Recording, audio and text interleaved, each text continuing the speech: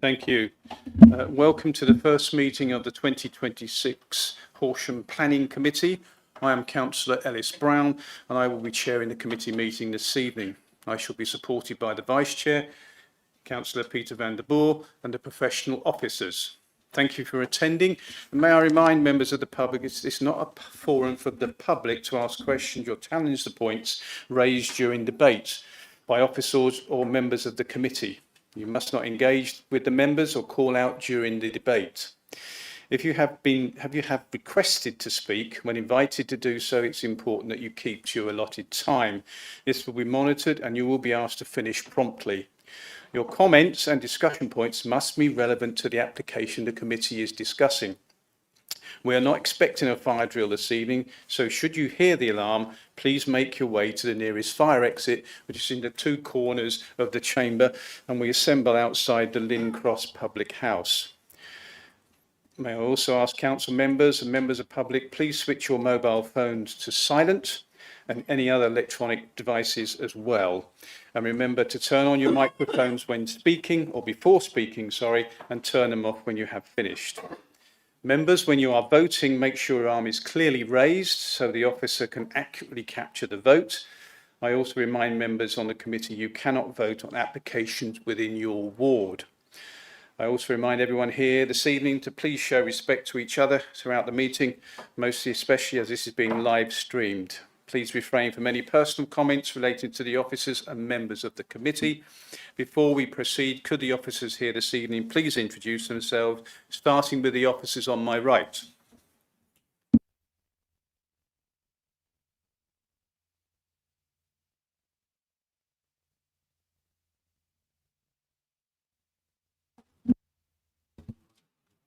Matthew Porter, Planning Officer. And I'm Adrian Smith, Major Applications Team Leader, and I'm here today in place of Emma Parks, our Head of Development and Building Control, who is unwell. Claire Brown, Principal Planning Solicitor. Melissa Stallard, Democratic Services Officer.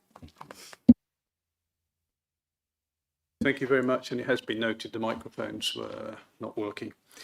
Apologies for absence and notification of substitute members. There are no apologies for absence. Okay, excellent, thank you. The minutes of the meeting held on the 2nd of December. Do you all agree I can sign these as a true and accurate reflection of the meeting? Agreed? Thank you very much. Item 3, declaration of members' interests. There is no need to record that you're unable to vote on an application within your ward. This has already been covered. Are there any other declaration of interest from members of the committee? Councillor Livingstone. Yeah, after discussions with the monitoring officer, I'd like to inform the chair and the committee that for agenda item 7, Stonehouse Farm, DC 250403, I will make a statement as the ward councillor, and that I will not be participating in the debate on this item, as I have taken a particular interest and thus are unable to objectively consider it. So I will vacate the room after I've given my statement for that item. Okay, thank you. And I will come to you first after the members of the public have spoken. We open the debate. Councillor Mercer, then Councillor Raby. Forgive me, Chair. Item 10 about the ambulance station, that's DC 251840. I am the Cabinet member responsible for waste and recycling, which is the purpose of this development. So I propose, and I'm taking advice here from the officer, I propose to take part in the debate, but I shall not vote. Okay, thank you, duly noted. Councillor Raby. It's the same development. As the county councillor, I've gone to parish council meetings where this has been discussed. It won't have influenced my decision, but I thought it was important to raise that I was in the room where that was raised at parish council meeting. Okay, thanks. Okay, thank you. Councillor Roger Knoll, Councillor Knoll, sorry. Thank you, Chairman. I'm ward councillor in relation to item 8, and I will not be voting, but I will be staying in the room. Okay, thank you. Any other declarations of interest? Okay, so there's no announcement from myself or the Chief Exec. Any comments on appeals? No? Okay, then we move on to item number 6, which is DC 250894, land south of Broadbridge Way, Broadbridge Heath. Please could the officer present the application to the committee? Thank you. Good evening, members. So since publication of the committee report, updates are reported as follows. Further objections have been received from 2 number property addresses. They raise no new substantive matters not already reported in the committee papers. Confirmation in December last year that Horsham District Council can evidence 1.7 year housing land supply as opposed to the 1 year stated in the committee report. Also to note, reference to the 54 number dwellings in the application description and at paragraph 1.1 of the committee report be updated to 57 number to reflect the negotiations. And then finally, there's the consultation draft National Planning Policy Framework published in December last year. And having regard to the content and the nature of this application proposal, and as the consultation on the framework is at a very early stage, with the draft subject to potential significant change, officers are satisfied that no prejudice would arise by basing decisions on the extant framework.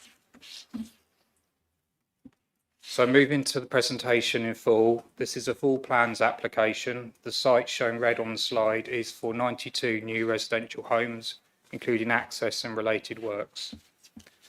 The site's within the settlement of Broadbridge Heath and is bounded by highway. The area is mixed residential and commercial character with low to mid-rise buildings. Broadbridge Retail Park and the Bridge Leisure Centre are to the east, with a public recreation ground to the north, residential to the south. For the reasons set out in the committee report, officers judged the proposal to be sustainably located for access to existing amenities and services and suitable for new homes. The district needs to provide for a significant number of new homes, and the council's current development plan includes a settlement hierarchy ranked on ability and appropriateness to accommodate growth, with Broadbridge Heath ranked second from the top tier. So as shown on the slide, the site compromises underutilised land with mature trees and hedgerows to some boundaries, although the northwest corner and Carter Drive frontage is open aspect. There's glimpse views into the site available from adjacent highways and the public right-of-way. So on the slide now is the site plan, which shows the site access and the developable area, which includes 30% affordable homes, drainage infrastructure, and open space, including managed land laid out across the site. This is informed by the retention of boundary hedgerows and most of the trees within the site, including the north-south linear belt extending the centre of the site, with ecology interests protected and in response to safeguarding neighbouring amenities. The proposal will be drained for the satisfaction of the flood authority. So as shown on this slide, the buildings, as examples are shown, are designed with local architectural references and built form densities and scales are judged acceptable for the reasons set out in the committee report. So on this slide, the primary vehicular site access is via a new formalised junction from the east side of Sergeant Way, with additional pedestrian and cycle access linking to a tiger crossing across Broadbridge Way and also onto Old Wickhurst Lane alongside off-site highway works to reduce traffic speeds and enhance active travel. These new access arrangements, the points into and out of the site identified in the red circles, are designed to ensure the visibility achieved is what is required by the Highway Authority, with swept path analysis and a Stage 1 road safety audit undertaken.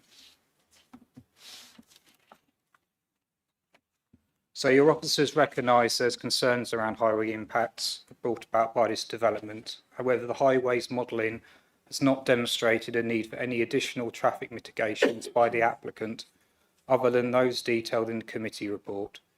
Access and parking arrangements as presented, including road safety and cumulative impact upon the capacity of the local road network, are deemed satisfactory to the professional expertise of the local highway authority. This includes access arrangements around Carter Drive, which is demonstrated to continue to be safely accessed and to operate without severe impact.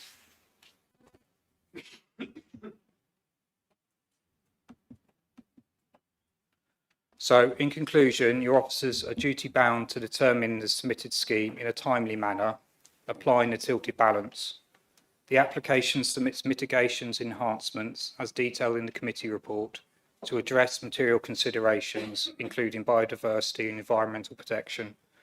These are set against the benefits the scheme brings, and in overall summary, the submitted scheme delivers sustainable development when assessed against national policy and is recommended for approval.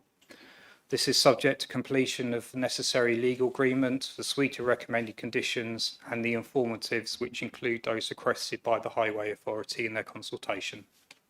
Thank you. Thank you very much.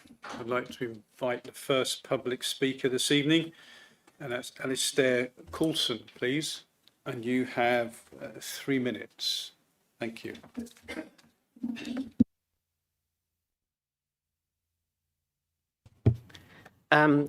Thanks for hearing me. So I'm opposed to this. I live on the estate, which is just to the west of the picture that you see.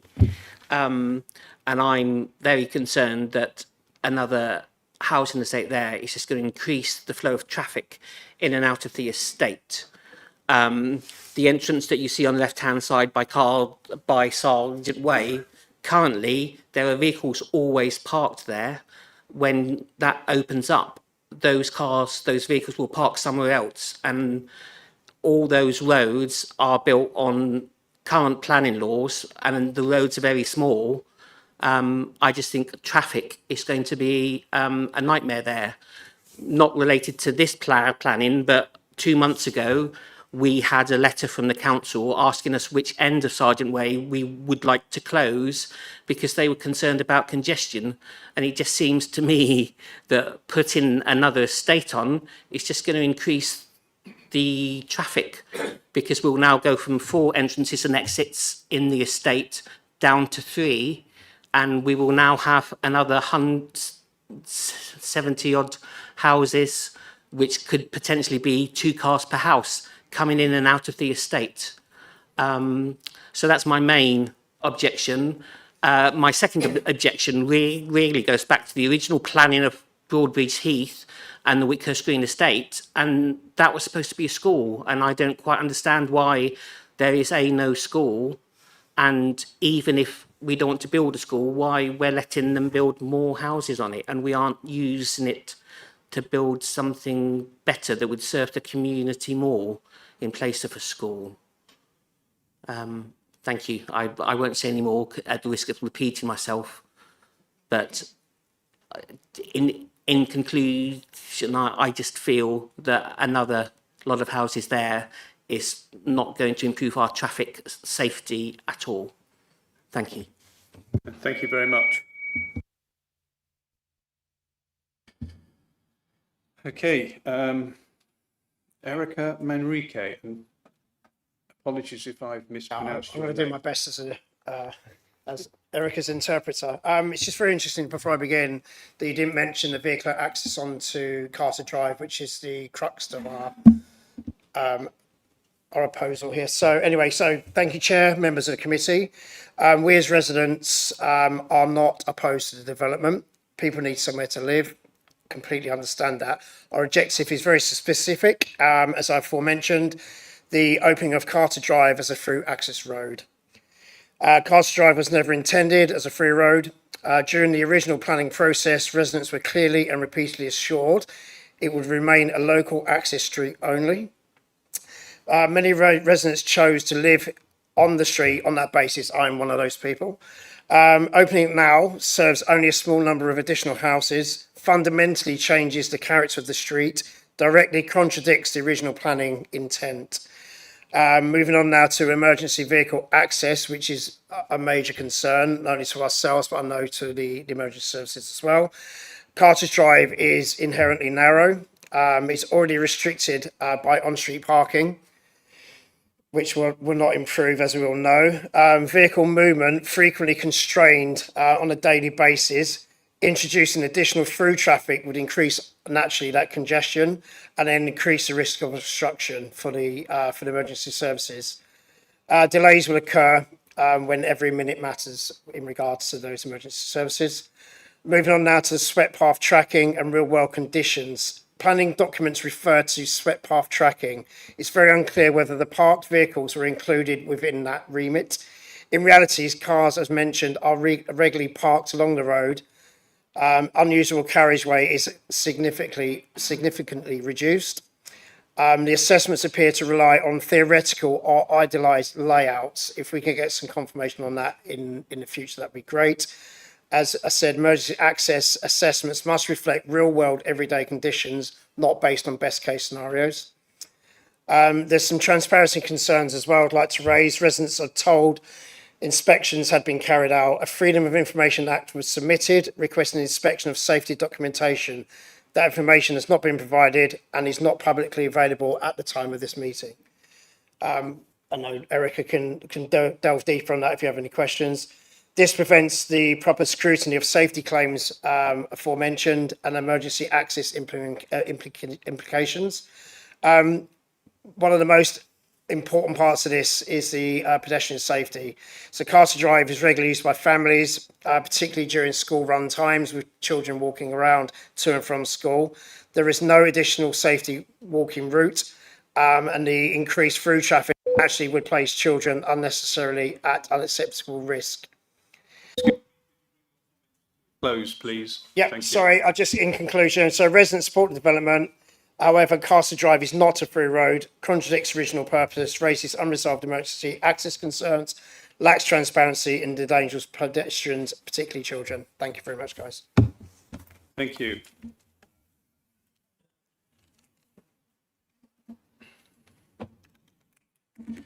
Okay, I'd like to invite Chris Barker, please. And you have 3 minutes. Thank you.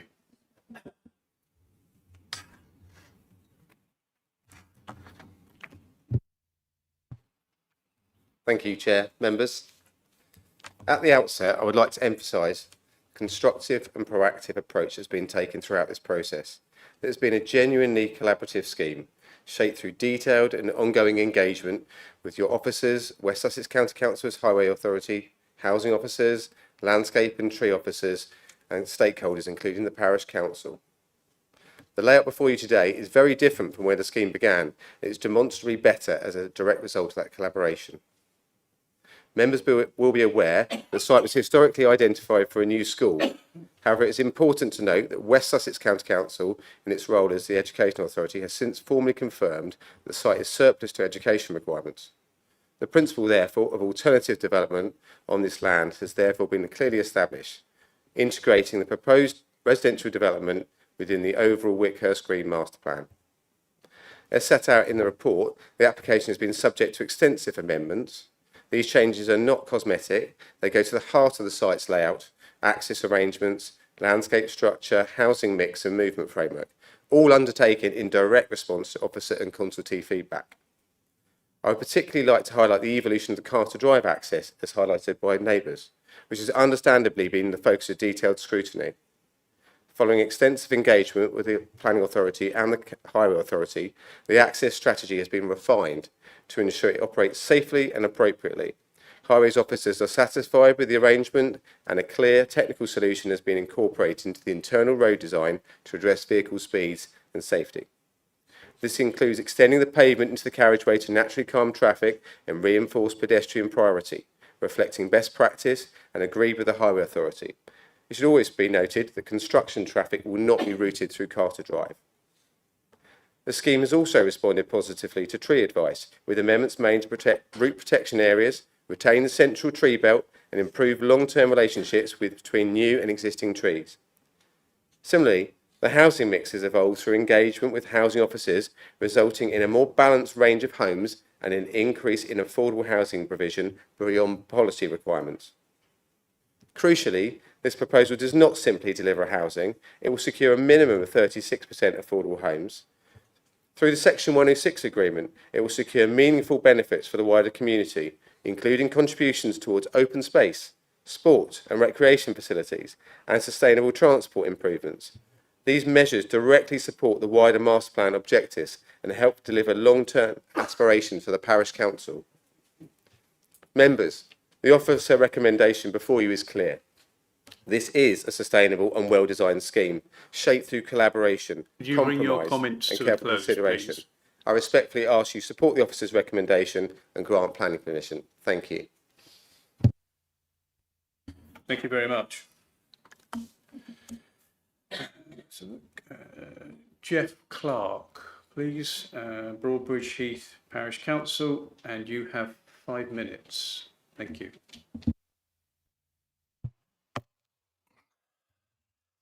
Thank you, Chairman and members. Thank you for the opportunity to make an additional representation in relation to this planning application DC 250894. The views of Broadbridge Heath Parish Council in relation to this application have been included as part of the supporting documentation presented for the planning meeting today. You will see that various concerns have been raised, and in summary, the Parish Council is not supportive of the application as currently submitted. We do, of course, recognise that the application is recommended for approval, but we think it essential that members take into account the following points. The latest scheme includes highway changes which the Parish Council believe are not viable, taking into account the existing road network, in particular the effect on Sergeant Way and the new impact on Carter Drive.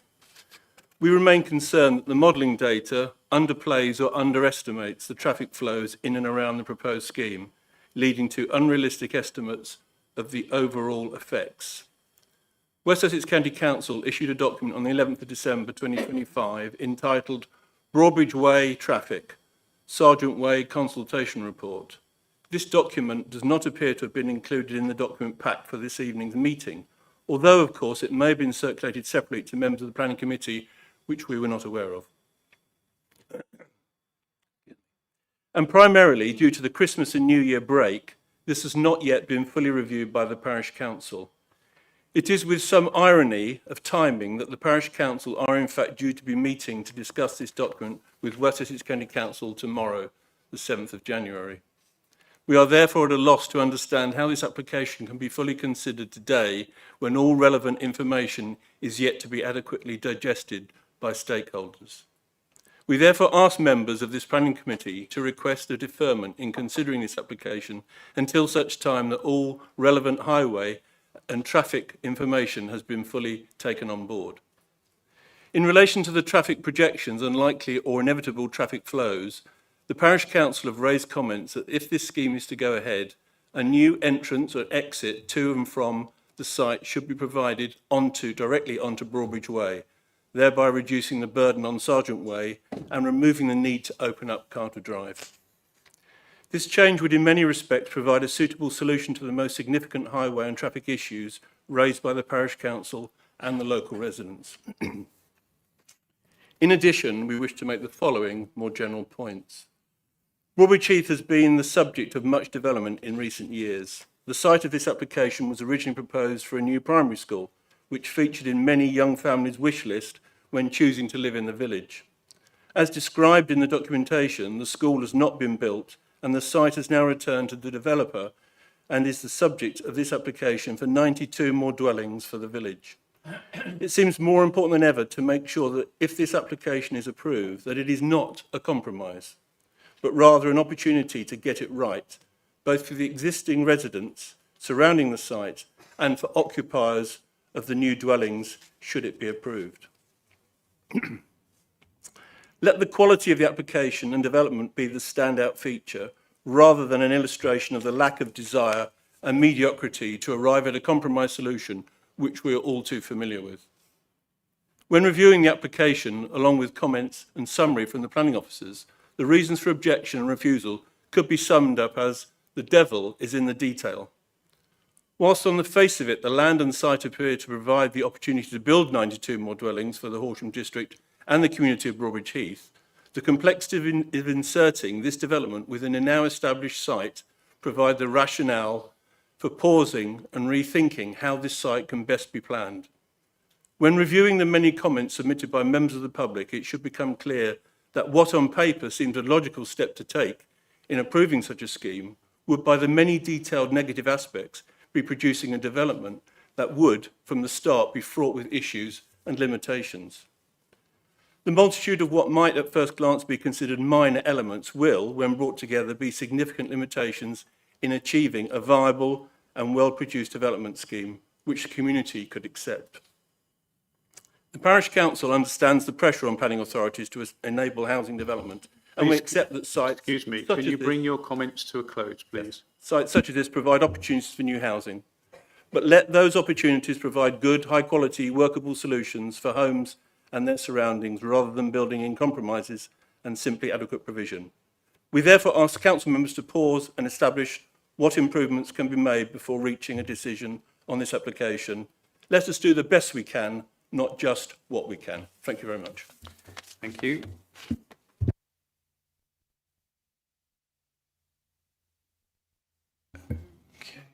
Councillor Jonathan Taylor, the ward councillor, and you have 5 minutes. Thank you.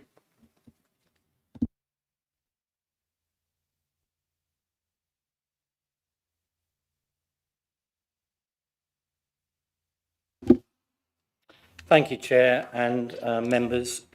Please excuse my croaky voice, but I've been suffering the popular flu and COVID virus since my compassionate leave commenced in mid-December. The history of this site has been long and at every stage disappointing. It is an indictment of our planning system that despite the shared desires of parish, district, county and MP and the good faith of the developer, there was no way to compel the Department of Education to provide the school once promised for this site. Our MP continues to push for changes to ensure that central government can be held to its infrastructure promises. Most residents have accepted that this opportunity is past, and in the absence of a school on this site, some housing was always the likeliest outcome. But residents have lived for years with the impact of the Wickhurst Green development, and especially those resulting from the poor design of highways. The report before you is at pains to say that these traffic issues are no grounds for a refusal, though its very eagerness to do so gives a sense of the scale of the issue. Highlighting, for instance, the preparedness of the developer to fund off-site carriageway infill improvements to be funded by the applicant without a financial cap to reduce vehicle speeds along Broadbridge Way might seem encouraging. Instead, it serves as an acknowledgement that the proposals here will knowingly make a bad situation worse.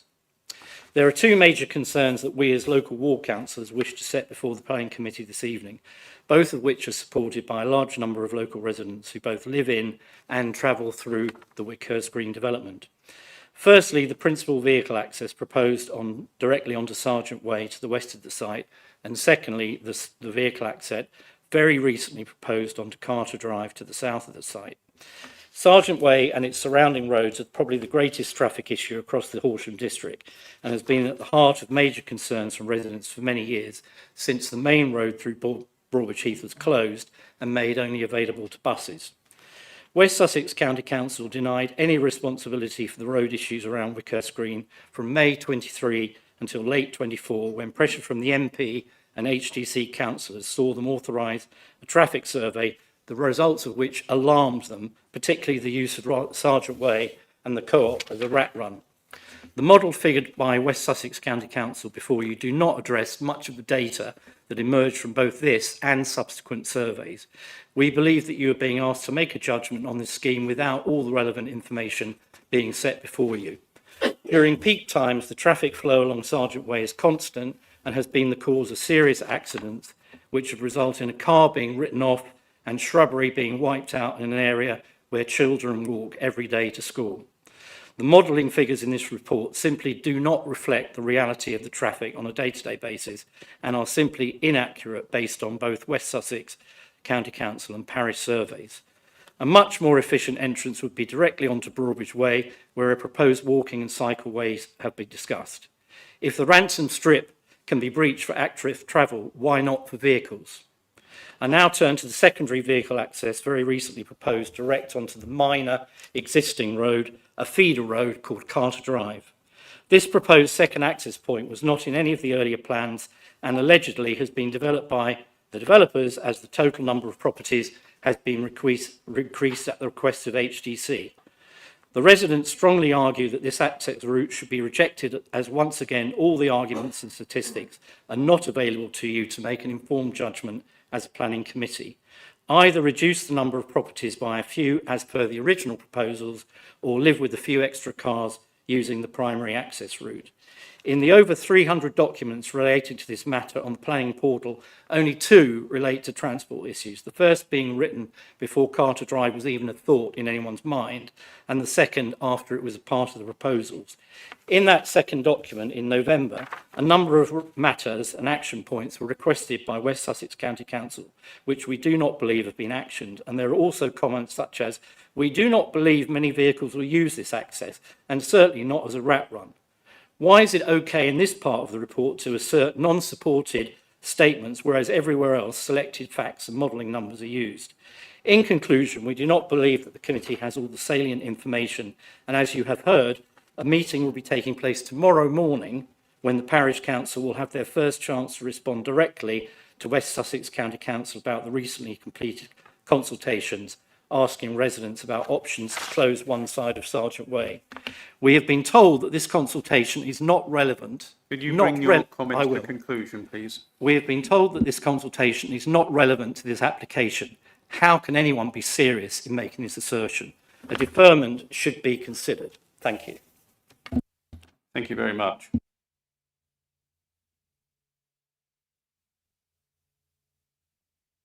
I'd like to invite Ward Councillor James Brooks, please, and you have 5 minutes. Thank you.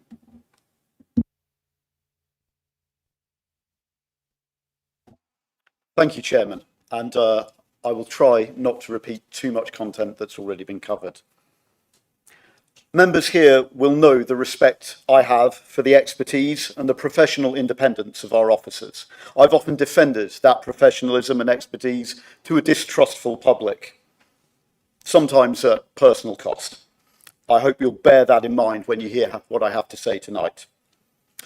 The report before you states that officers recognise the concerns of the community expressed on issues around transport, but that the proposals are all deemed satisfactory to the professional expertise of the local highway authority.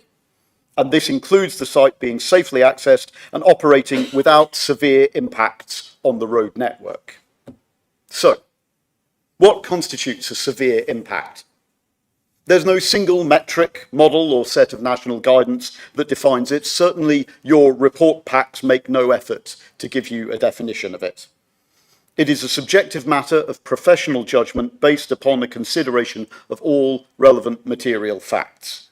You are therefore beholden to the expertise of the local highway authority in whom you must place your confidence. As has been clear from the concerns expressed by residents and the previous 2 speakers, we ask whether the committee can have such confidence in guidance which demonstrably fails to address key material facts of the situation and their possible impacts. Specifically, the officers' report in front of you and the West Sussex Highway officers' responses to the application fail to consider the ongoing public consultation by West Sussex Highways exploring a partial closure of the site's main access road, Sergeant Way. I'm not going to attempt to summarise the report delivered on December the 12th. It is not appropriate that I do so in this time. That ought to be for the committee to examine at its leisure. However, I will say this. Sorry, Councillor.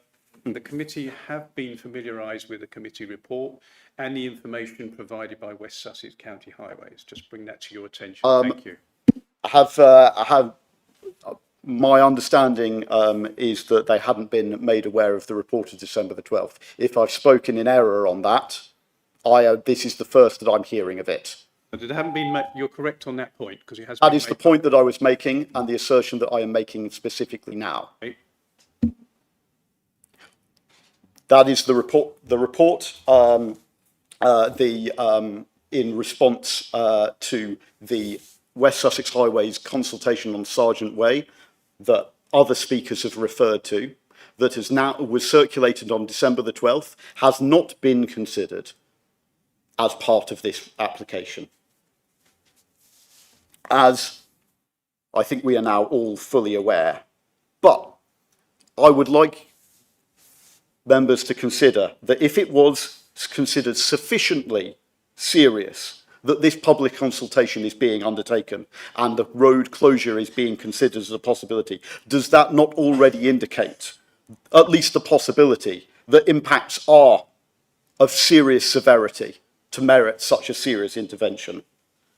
Yet the report before you makes no mention at all of the consultation, let alone considers the possible impacts of such a partial closure of the main access site, particularly how this might affect traffic flow through the new proposed access over Carter Drive. The responses from the Principal Planning Officer at West Sussex Highways, the statutory consultee on whose expert advice you must rely, likewise failed to address this consultation, despite the fact that it was very, very well known to officers, being conducted as it was in September and October of last year, when this application was live. I will quote verbatim some of what that planning officer's reports do say.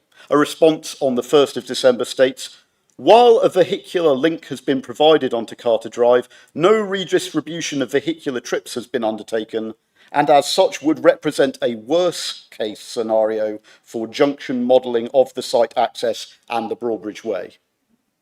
Gobbledygook. The most recent response, dated 3rd of December, states, the shared route around the top of the site now returns to on-road for a short section in the northeast of the site. Whilst this is not ideal, the low flow speed nature would cause any safety concerns. Could just be better laid out. Both responses seem indicative of the quality of the advice on which this committee is being asked to rely. Carelessly written, unclear, and insufficient in engaging with acknowledged problems. Councillor, we're not here to critique the committee report, and your comments must be able to be substantiated in terms of the application, and your comments must be material in planning terms. We're not here to critique the committee report. Thank you. And if you could bring your comments to a conclusion, please. I shall. I believe that committee members have heard quite enough from me. I believe that they understand what I'm asking them, and I don't ask it lightly. But if they are minded to approve the application, I believe that it would erode public confidence in a planning process that we have not seen at its best tonight. And thank you, Councillor. So I'm now going to call you to order. Please, you've used more than your 5 minutes. Thank you very much.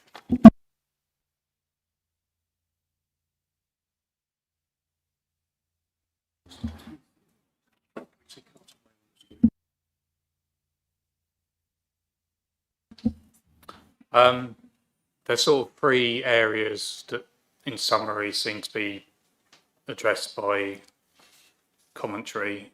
Firstly, the school site. So West Sussex confirmed that in 2022 the site was no longer required. The clause in the legal agreement, which was related to the school site, bringing that forward, has now effectively timed out, with the school site no longer constrained by any obligations in the legal agreement, and that has been formally discharged, which is a phrase used of sort of formally accepted by HDC. In terms of Carter Drive, I'll show another plan. So the one in front of you here, this is the sweat path for refuge. Yeah, bin lorries. There has been others done for emergency vehicles, but in terms of vehicle size, manoeuvrability and the principles of the carriageway width, we don't need to show all of those today. This can sort of translate across. So what these don't show, as pointed out by one of the speakers, is parked vehicles, but that is because it is based on the carriageway width as it is, and that's how these swept path modelling is undertaken. So the Highway Authority's seen these and is satisfied that they meet all of the necessary arrangements that are required associated with safe and suitable access. In terms of sort of Carter Drive, so I could understand where people are concerned about the perception that someone could use it as an alternative route. But as the Highway Authority has pointed out, it is rather a circumventous route to avoid another route through Sergeant Way. They are providing a deterrent in terms of a build out on the highway, Spine Road through the centre. So there is a discouragement within the design of the scheme through narrowing of the estate road to try and discourage the occurrence of people to appeal to use this as a rat run. But there is that ability to do that. That's not arguable. They can do that. It's in terms of understanding the actual reality of how many vehicles would choose, drivers would choose to take this route.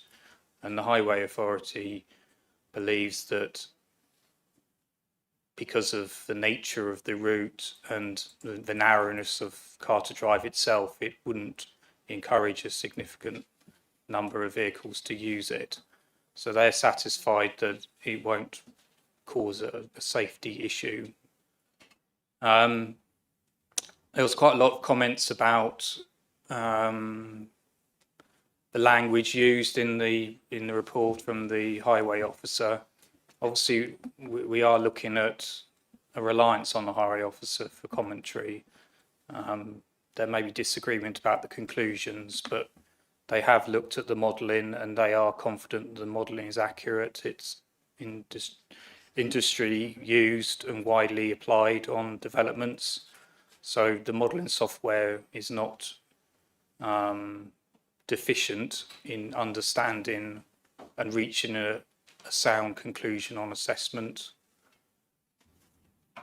In terms of this comments made about the 5th and the 12th of December report. So there's a public consultation on the potential partial closure of Sergeant Way, and that ran from September to October last year. I think the important thing to emphasise is that's a separate exercise to the determination of the planning application. It's obviously relevant because it relates to highway infrastructure and traffic using the highway. But in terms of outcome, the planning application should not be held up on the determination of the public consultation because the two are separate exercises. And it's important also that the public consultation doesn't contain any West Sussex recommendations on potential new next steps. And we have, as officers, gone back to the project manager for that consultation at West Sussex.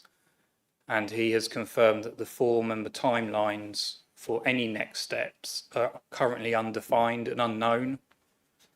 So if you, as members, were looking to defer the application, you will be deferring it in the knowledge that there is no known outcome, and that's not what your planning officers would be advising you to do as a decision, because we are looking at the application as it's presented today. The consultation responses are not yet public. The responses may not give a clear mandate for a single approach, or they could be a simplistic response that's not inappropriate for the Highway Authority to take forward. We don't know. We don't know what the consultation responses will be. So the West Sussex Highway Authority has considered the consultation and on what potential implications there are on the planning application. And they are content that there's suitable current data and evidence that the approach that's utilised to model the site access and the on-site junction for there not to be a need for a deferral for information that's not yet public or steps that are not yet known.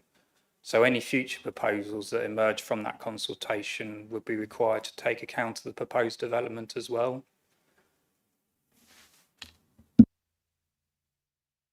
Thank you. Do you want to come in there, Peter? Yeah, just, I might have missed something. Just a clarification. The Carter Way access to the site doesn't have a red ring around it, is that correct?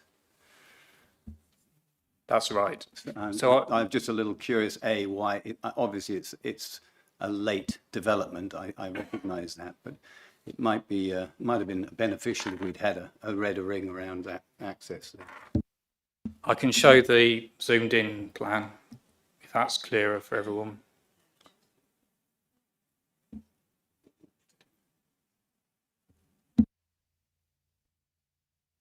Okay, thank you very much. Now open it up for debate by the members.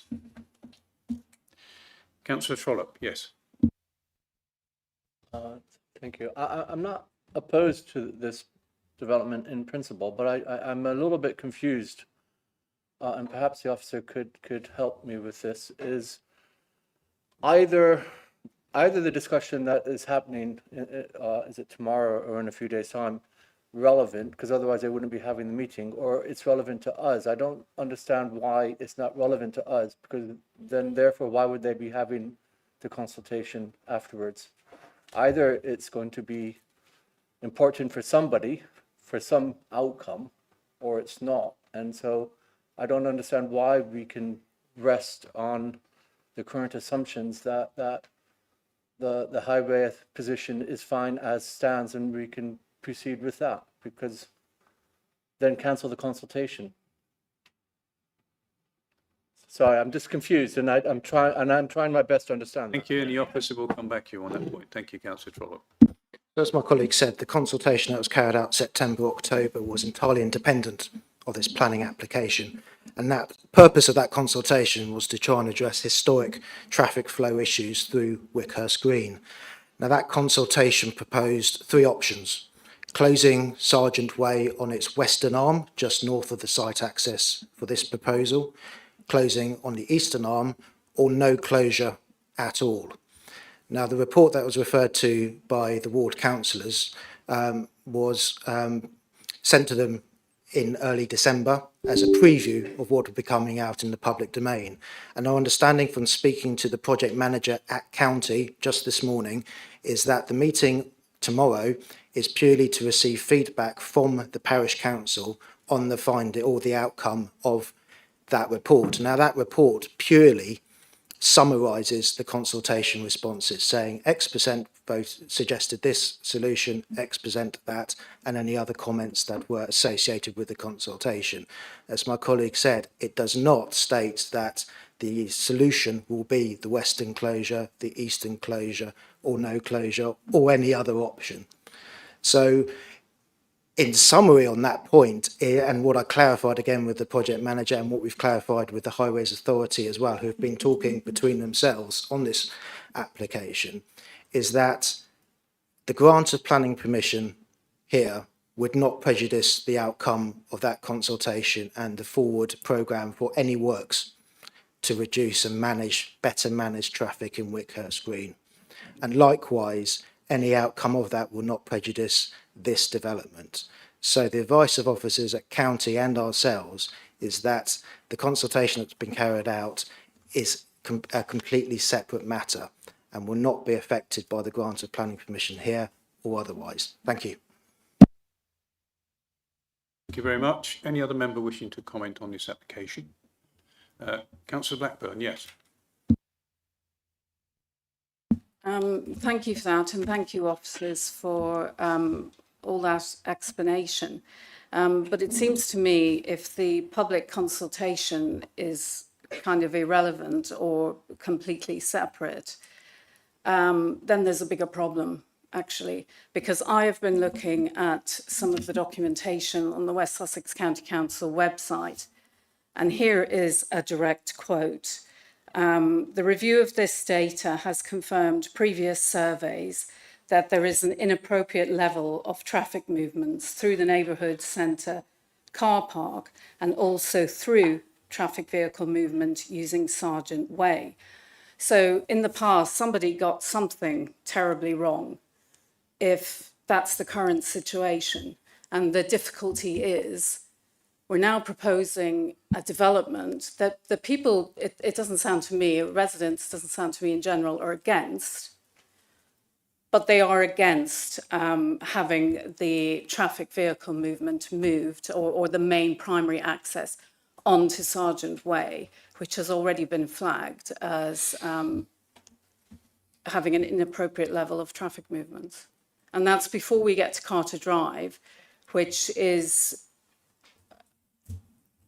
I mean, words fail me slightly. It's incredibly narrow for the number of homes that are already there. And it was built without a view that future use would you know, for, 95 more homes, would also potentially have access. Sure, they won't all use that access, but they could.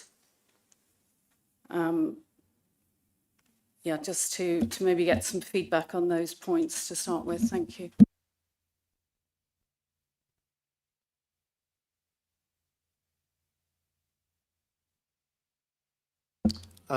What I would say is that the historic problems are generated by traffic moving through the bus gate outside the neighbourhood centre. And that is where the traffic count survey has identified that continues after several years to be significant. Now, understanding is number plate technology is to be installed there and has got authorisation to be installed to better manage that. Clearly, that creates a risk that that traffic movement could divert down Sergeant Way, and that is the purpose of the consultation by county to try and understand how they can better deter traffic from making that movement. Now, in terms of the development in front of us, obviously the access is from Sergeant Way on its western side, and according to the junction modelling at 6.49 of the report, approximately 72% of vehicles would exit on the site and move northwards. Now, in the peak hour, there are 36 movements in that hour. So if you're looking at, broadly speaking, 2/3 of that, you're looking at sort of 20 movements an hour exiting north towards Tesco, effectively. So when it's been reviewed by county and ourselves in the context of existing traffic volumes through Sergeant Way and Broadbridge Way, that volume is not considered to be significant, as in it doesn't meet the test of severe cumulative impact, which is the high bar, as we all know, set out at paragraph 116 of the NPPF. So as officers, we agree with the Highways Authority here that acknowledging the traffic movements and the traffic problems, we do not consider this adds to the or creates a severe impact. Thank you. Councillor Knoll, and I'll come to Councillor Vickers. Thank you, Chairman. Councillor I'm a bit confused about the amount of vehicle movements per day. With 92 dwellings, I can see there being up to 400 vehicle movements, including delivery drivers. And I'd hate to be a delivery driver trying to access an address on this proposal, because they're so closely grouped together, and it's a warren driving through it from the plans here. I just can't see it working in a feasible way, and I really do suggest that this be deferred until this parking, driveway and access arrangements can be reviewed. Thank you. Come back to you on that point in a moment or two, Councillor Croker. Thank you, Chair. Councillor Knoll, apologies. Yeah. Councillor Vickers, sorry. Yes, thank you, Chairman. Clearly this application is generating a lot of interest from local residents, from the parish council and from local members. I'm sure we would have all preferred to have seen the school site go ahead here, but that in itself would have generated a significant amount of traffic, would it not? I hear what Councillor Noel has said. If I've understood officers correctly, deferring a decision on this because of highways issues would not be in our best interest in terms of making a decision here this evening. I do share those concerns, but this site is perfectly suitable for development and, in my opinion, should go ahead. We must remind ourselves we do not have a 5-year land supply, and refusing the application on highways grounds, I think, would be quite dangerous. So whilst I have huge sympathy with local residents and with the parish council and with the local members, I feel that we need to go ahead and make a decision, and I will be supporting the officer's recommendation. Thank you. Thank you very much. The real Councillor Coker. Thank you. Thank you, Chair. A couple of points to start with. The first thing is, it's quite interesting, it's moved now, the swept path analysis stopped before it got to the really narrow bit on Carter Drive, the bit that hasn't really got a footway. The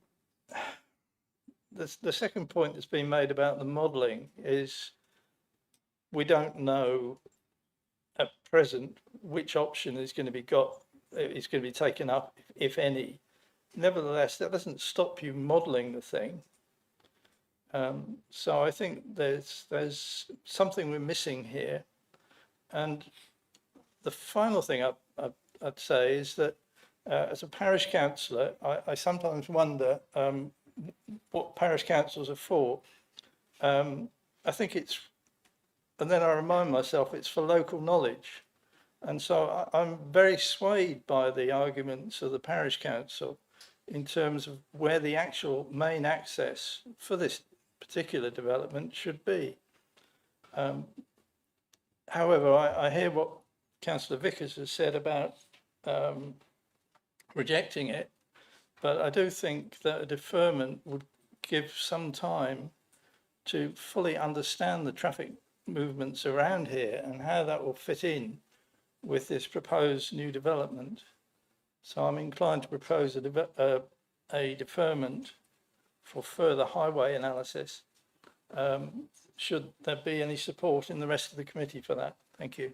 I'll come back to you in a moment, Councillor Croker, but the officer will respond to your comments. I'll just respond on two matters. The first, in terms of the commentary around the swept path analysis in front of you. Obviously, Carter Drive at the moment exists. Large vehicles can access around that. It was designed for that purpose. But equally, the main access isn't from Carter Drive. The main access is from Sergeant Way on the western side of the site. If you can, Matthew, go back to the overall site plan. In terms of where the position of the access should be, you can see it obviously on the left-hand side of the screen there. And I understand you're considering whether the access should be from Bulbridge Way at the north. I would question what the advantages that in there in terms of traffic movements, traffic volumes and amenity when we're talking purely about what looks to be, broadly speaking, 100 metres difference between the two. As I said, the majority of the vehicles would be exiting, heading north towards the Tesco roundabout. So in fact, the benefit of that would be very limited. What matters is what is in front of us and whether it is acceptable in planning terms. And the County Highways Authority and us as officers agree in agreement are that the access point in its current position is safe. It delivers traffic onto Sergeant Way that won't cause a severe cumulative impact and therefore is acceptable. In terms of deferment, in order to further investigate the access strategy here, I would question whether that would achieve anything meaningful. The County Highways Authority have thoroughly looked at this. They've undertaken traffic surveys over a number of years. They are well versed in understanding what the situation is at this site and in the local vicinity. If we were to defer and to return this to the Highways Authority for further commentary, they would not change their opinion. The facts are in front of you in terms of the traffic modelling, the County Highways response, and obviously our recommendation as officers. So my advice would be that a deferral would not achieve anything meaningful and that a decision should be made on the application today. Thank you. Okay, I'll just come to you, Councillor Trott, and I'll come back to Councillor Croker and Councillor Knoll. Thank you.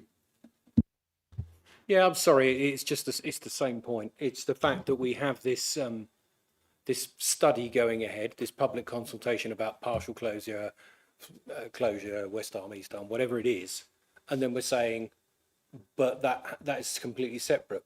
It can't be completely separate, because if you're turning around and saying, well, we're going to close Sergeant Way, well, yeah, because then your plan's completely gone. So I don't see what's wrong with deferring until such time as that consultation process is complete, and then you can make a decision with the facts that are on that are on the table. Because of that, otherwise, what's the consultation for?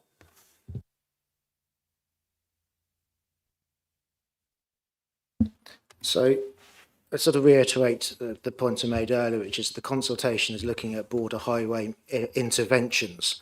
There is no answer in the public domain or resolved by county as to what the solution would be in Wickhurst Green. Any deferral then would not be for a matter of days or weeks, it would be for a matter of months, possibly a year beyond. We are under duty to determine applications in a timely manner based on the information in front of us.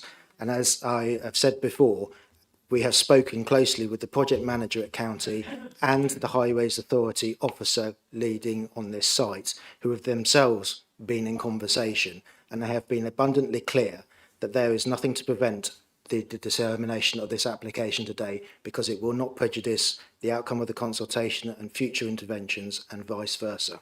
Thank you. Okay, I'm going to come now to Councillor Knoll or Councillor Croker. And potentially Councillor Trott. Do you still wish to move, having heard the comments of the officer, do you still wish to move a motion that you defer? Apologies, Councillor Clark, you did raise your hand some time ago. Councillor Clark, apologies. Thank you, Chairman. Several questions and a desire for explanation. First question is looking at paragraph 6.23. Specifically, at what point, it doesn't say, at what point do the shortfalls in the context of SPD and NPPF on densities and on-site provision for green spaces and parks, at what point does that money change hands? Before the development goes in, or when a development has been built? So that's the first question I've got for clarification. There's no timing in there. I couldn't find any in the documentation. So that's my first question. Second question I got is paragraph 6.28.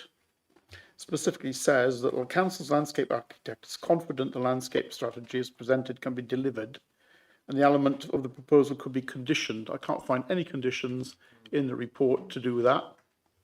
I may have missed them, or I haven't found any. And my final question for officers looking at this paragraph here. I have a development where I live, which is brand new, and it was said active travel was very important. As a pedestrian, if I walk in from Sergeant's Way or whatever it's called, and I want to walk across the development, how can I walk across the development without walking into an active carriageway? There doesn't seem to be an adequate provision of footways, as I'll call them, or sidewalks, or whatever you want to call them. As a pedestrian, I have a question to the safety of pedestrians accessing this development, especially if they're going to walk down to the one that we've been talking about at the bottom.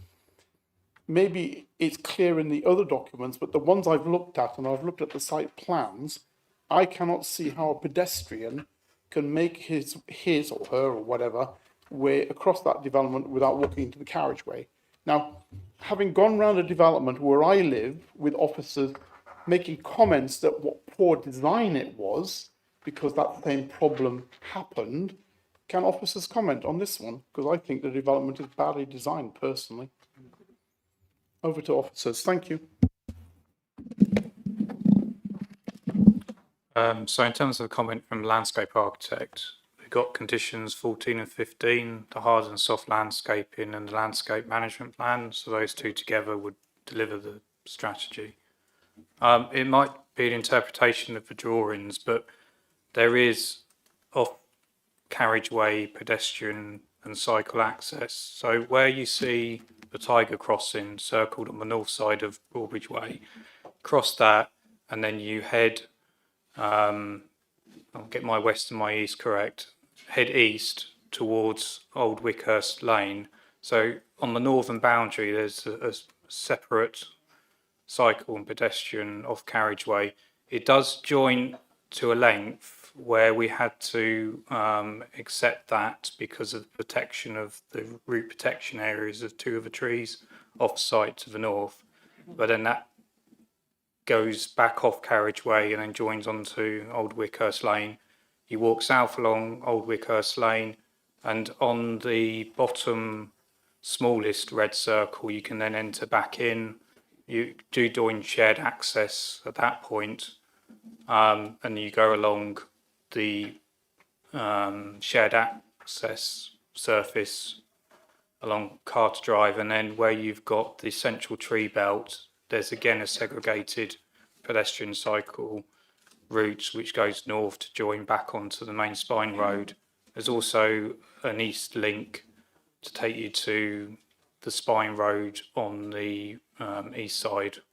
So in sort of permeability and legibility, it's quite a, in my view, quite a good design given the constraints around the tree, need to protect the trees and to keep root protection areas. There are some compromises, but overall I think it's an appropriate design. So if I come... Excuse me, councillor, please do not call out. Thank you very much. Yes, councillor Clark. But what you're saying is, if a pedestrian wants to walk from the, as I'm looking at the screen, from the Sergeant, is it Sergeant Way or Sergeant Road, whatever it is. So basically the left-hand circle as I'm looking at it, and I want to walk to the bottom right-hand circle, I can do it on footways all the way. Is that what you're saying? By the shortest desirable lane, not by going 15 miles out of the way. Yeah, you'd have to, on Carter Drive, you would have to walk on shared surface. But with the exception of that, there is dedicated footway.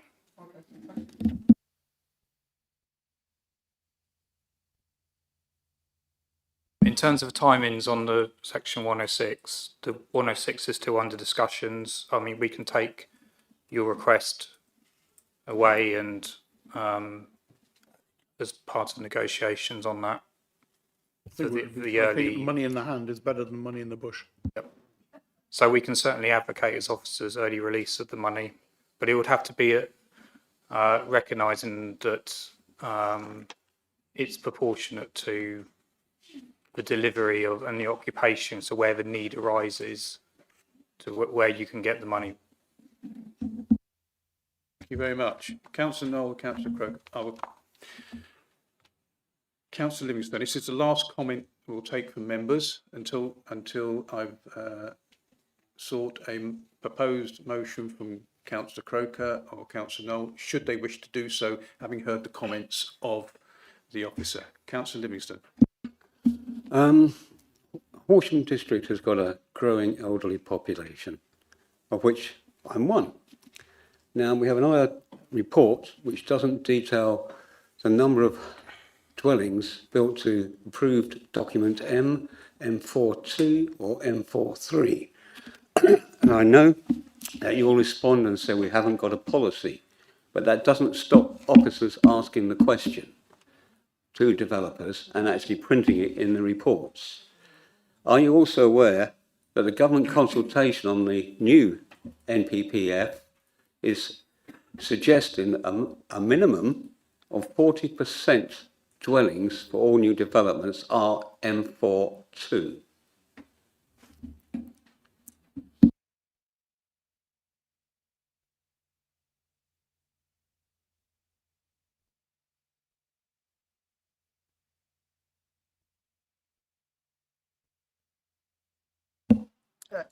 In response to that, as you've quite rightly pointed out, it's not a policy requirement at this current time.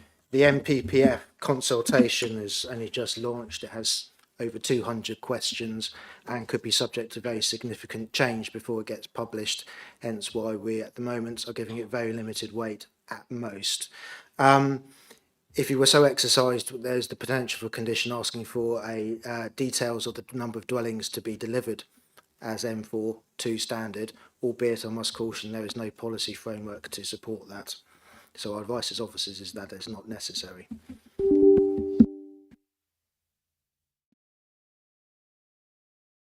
Or the numbers to the developer, which is numbers to M42 or M43. And when we do that for other developers for other planning applications?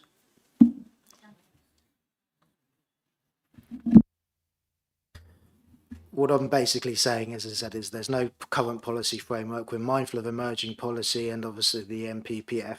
What we can't do is insist on a particular number of dwellings being built to M42 or M43 standard. But what I'm suggesting is we can ask the question of the developer as to how many they are willing to provide at that standard. Thank you. Okay, I understand. Thank you. That would be as an informative. Okay. Councillor Croker or Councillor Knoll, do you wish to proceed with your motion to defer, having heard the comments of the officer? Councillor Knoll first. Thank you, Chairman.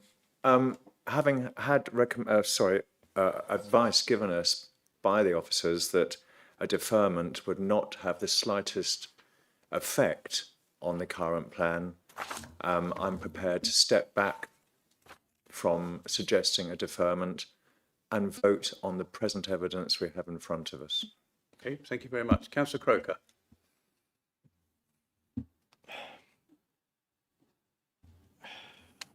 I think that given what we've heard tonight, I have to respect the expertise of the officers, but I think given the arguments that I've heard tonight, I would like to continue to propose a deferment should there be someone here willing to second that proposal. And that will be for further highway studies to understand the traffic around this site.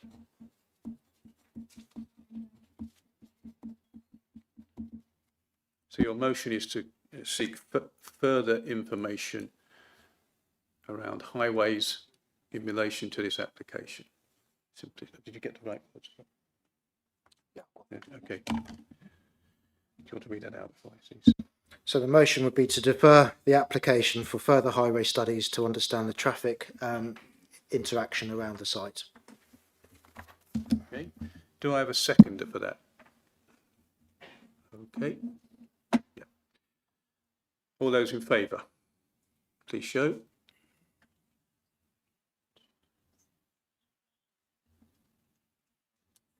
In favour. All those against? 7 against. There you go. Any abstentions? And 1 abstention. Okay, having read the comprehensive report, having listened to the debate this evening and the feedback from and input from the officers, and in particular they don't believe there would be any change to what the West Sussex County Highways have already said, I will oppose the deferment, and therefore the deferment is not carried. Thank you. Therefore, I will now move to the vote on this particular application and read out the recommendation to approve planning permission subject to appropriate conditions and the parties completing the necessary Section 106 agreement within 4 months of the committee resolution, or such longer period as is agreed between parties acting reasonably and properly. All those in favour, please show. You're going to get 7 again. 8 in favour. Thank you. All those against? 4 against. Any abstentions? 3 abstentions. Therefore, the recommendation has been, for full planning permission, has been approved by committee. Thank you. The recording and streaming has stopped.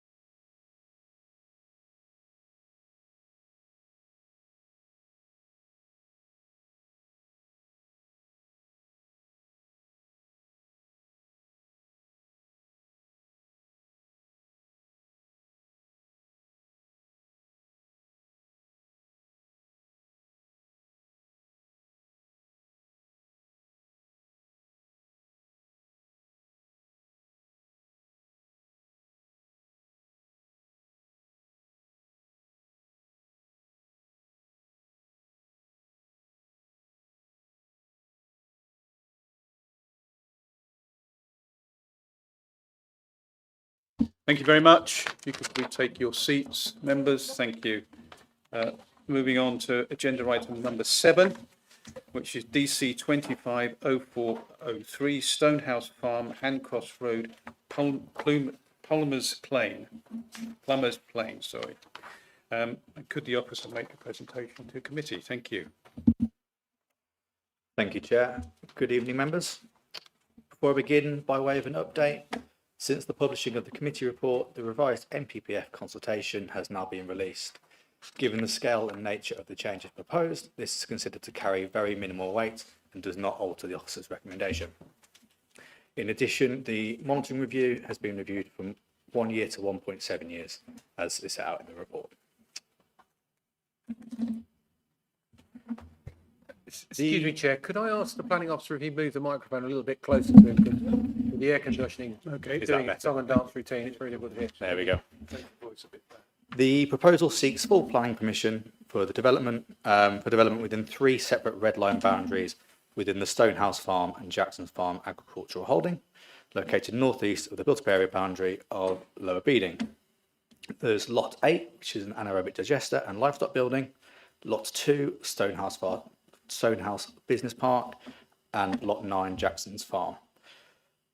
This presentation will briefly outline each in turn, however the proposal forms a single application.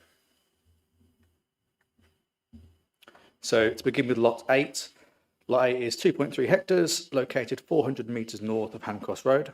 The site comprises of 2 substantial barns, a livestock barn and an anaerobic digester barn. Both barns formed part of the former agricultural holding and neither are currently active.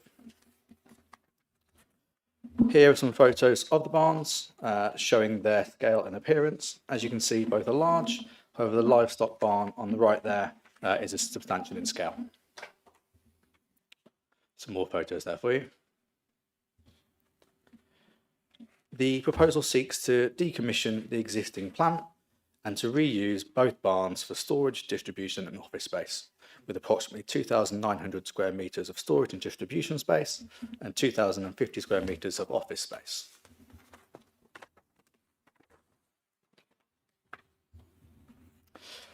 These are the plans for the anaerobic digester building, showing its conversion into office space.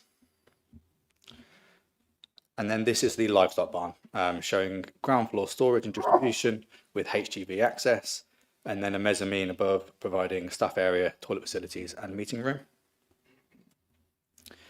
The site would be accessed by the existing access with some alterations to widen it. This has been reviewed by West Sussex County Council Highways and is considered acceptable from a highway safety perspective. It's noted with the displays there on the left for you that HGVs turning left from the site would be required to oversail into the opposite side of the carriageway. West Sussex County Council have reviewed this and have raised no objection on the basis that the overall numbers of HGVs are not proposed to increase within the proposal.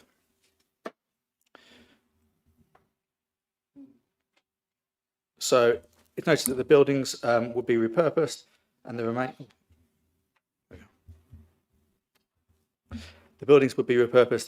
of the site would be used for parking, storage, landscaping, including new hard standing and new hard standing. As set out in the report, the proposed changes to the built environment would have a commercial and urbanising character, which would be at odds with a rural setting. The proposed change of use would result in an increased level of activity on the site, particularly given the scale of the existing buildings and the nature of the proposed storage and distribution uses. A key area to highlight here with the figures on screen for you there is that the overall increase in vehicle movements, which would increase from approximately 37 movements per day to 176 movements per day, of which 8 movements are forecast to be HGVs. This would be approximately 1 movement every 3 minutes during peak periods. The character of traffic would also change from an agricultural traffic, which you might expect in the countryside, to commercial and commuter traffic. The report highlights the change in the character to the noise and light pollution and the increased level of activity within the site from the commercial activities.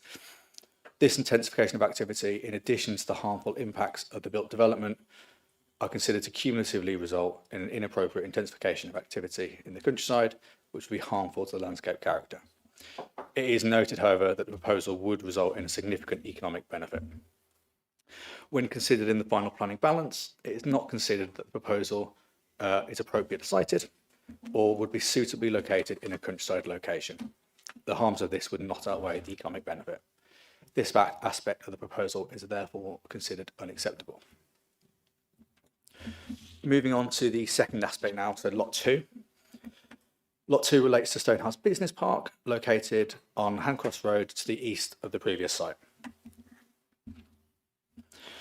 The site comprises of 5 existing barns with a range of agricultural and historic commercial uses.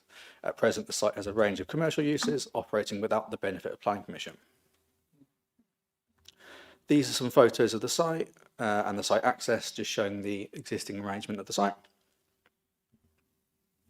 The proposal seeks to remove 2 of the existing barns to be replaced with a new commercial building, to extend the existing office to encompass accommodation for an on-site warden, and to regularise and consolidate the remainder of the site.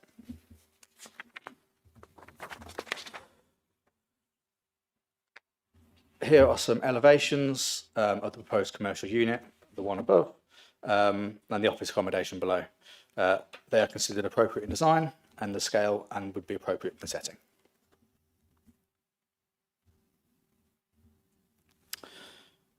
It's noted that the proposal would regularise some commercial uses which are currently operating without the benefit of planning permission. This would result in some increased activity. This would, however, be minor and is contained within the site's existing boundary. It's also noted that the proposal would generate economic benefit, including allowing existing businesses to continue operating from the site. This aspect of the proposal is therefore considered acceptable. The third and final aspect of the proposal is Lot 9.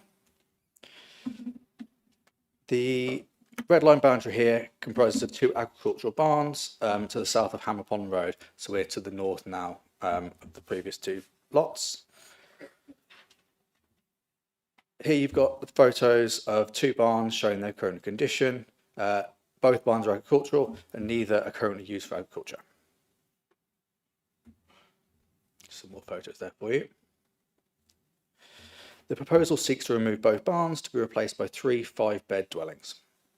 Whilst the proposal falls outside of a settlement boundary, the larger of the 2 barns could benefit from a Class Q residential conversion under permitted development.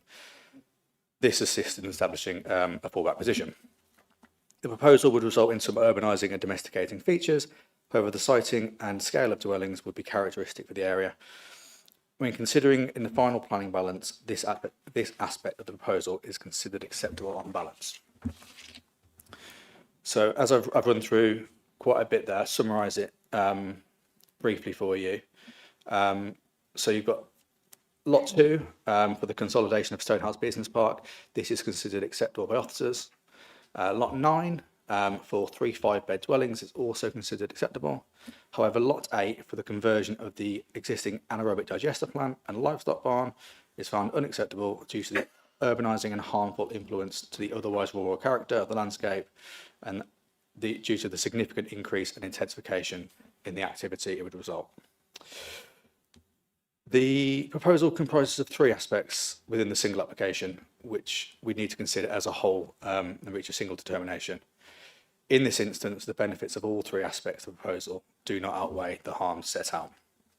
It's therefore recommended that planning permission is refused for the reasons set out within section 7 of the officer's report. Put them on the screen there for you as well. Thank you. Okay, thank you very much. Invite the first public speaker, which is Chris Barker. You have 3 minutes. Thank you.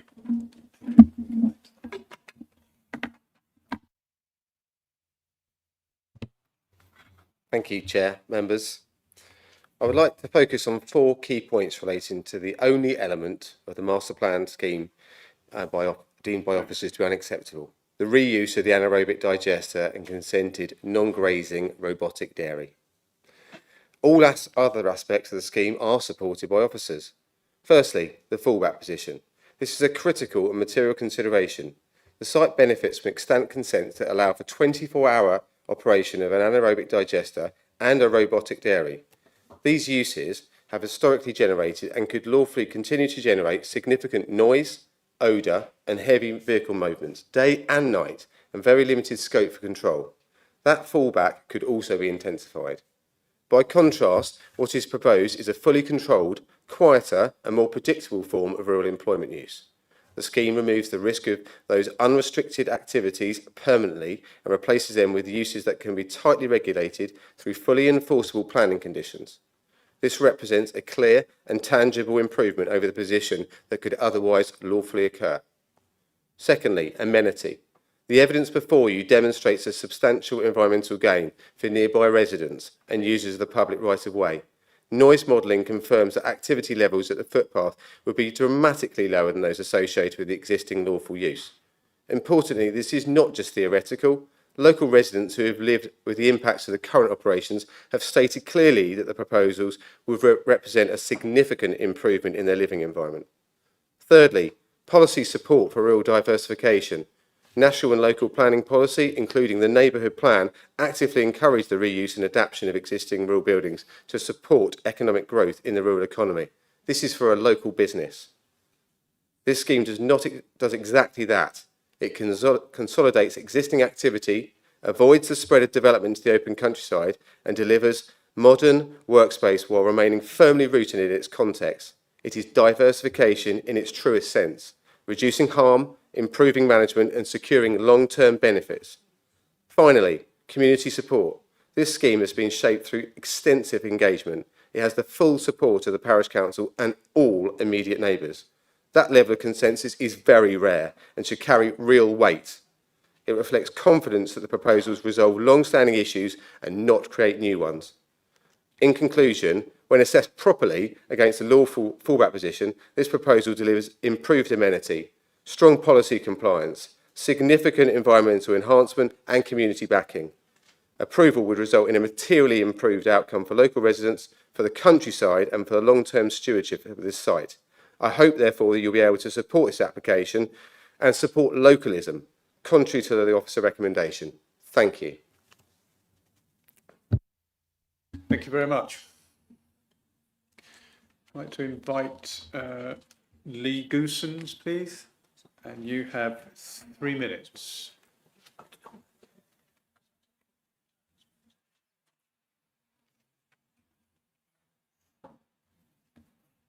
Good evening, Chair and members. Community-inspired Turn your microphone on, please. Apologies. A community-inspired, renatured master plan delivering a legally secured 52-acre biodiversity net gain habitat alongside the rationalisation of existing business uses and the delivery of family homes. The benefits are best understood and judged when the proposal is considered as a whole. The recommendation for refusal based on perceived urbanising and intensification effects relates to only one element: the reuse of the 24-hour anaerobic digester processing plant, a source of significant amenity harm, and an existing building consented for a 230-head non-grazing robotic dairy. The proposal replaces that harm and avoids the need for the robotic dairy, delivering a quieter employment use entirely within the existing buildings with no external storage, controlled hours of operation and limits on vehicle movements, lighting and noise. This is a rare opportunity to improve a tainted rural setting. Land used to support the AD plant would be committed to creating the 52-acre B&G habitat. Public footpath users will move from the existing roadway, passing heavy agricultural processing, to walking through a protected, renatured habitat. Following 14 months of public engagement, including 3 public meetings of over 100 residents each, the Parish Council has commended the process. There are numerous letters of support, including Hillcrest Farm, cited in the officer's report. There are no local objections. This carefully considered, holistic application demonstrates the possibilities to drive nature recovery whilst creating public access, increasing housing and embellishing rural employment opportunities. These significant benefits aside, officers' perceived impacts on amenity and character can be lawfully managed through enforceable planning conditions, meaning that the proposal can and should be supported in accordance with the NPPF. When considered as a whole, with enforceable controls, members may feel concerns can be addressed and this application will deliver substantial long-term public benefits justifying their support. Thank you. Thank you very much. Okay, I'd like to invite James Mercer. Oh, apologies, I've jumped ahead, and apologies to Tamar Hawes. Sorry, Tamar, please. You have 3 minutes. Thank you. Thanks, Peter. Thank you. My name is Tamar Hawes, and I live right next to Jackson's Farm, which is lot 9, essentially at the point of that top arrow. So I'm next to the development for lot 9, and I am also on the hill opposite lot 8, the anaerobic digester, and in complete line of sight of it. I'm speaking to give my full support of this proposed application as a neighbour and someone who is directly impacted by it. I would like to comment in my 3 minutes on three aspects of the application.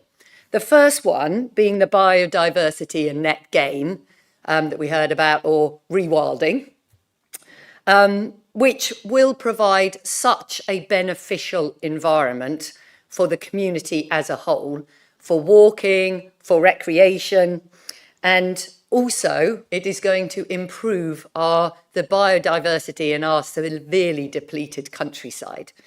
So from a neighbourhood perspective, we are very much in support of this. It will also provide certainty over the land use for many years to come, which we have not had for 20 years. Point 2 is on the anaerobic digester. We are fully supportive of the Hunter Group of Lee Gooson's proposal. We do not want the AD unit to be used as an AD unit. I say we, as I personally attended the first presentation that Lee held with the local community, where he outlined this application and these plans, which at that point included the AD unit to be used as an AD unit.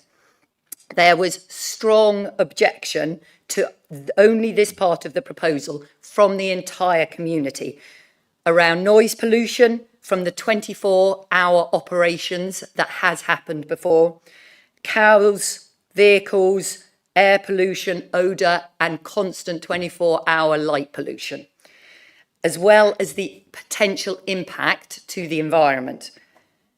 So not only were there strong objections, but there was a lot of anxiety.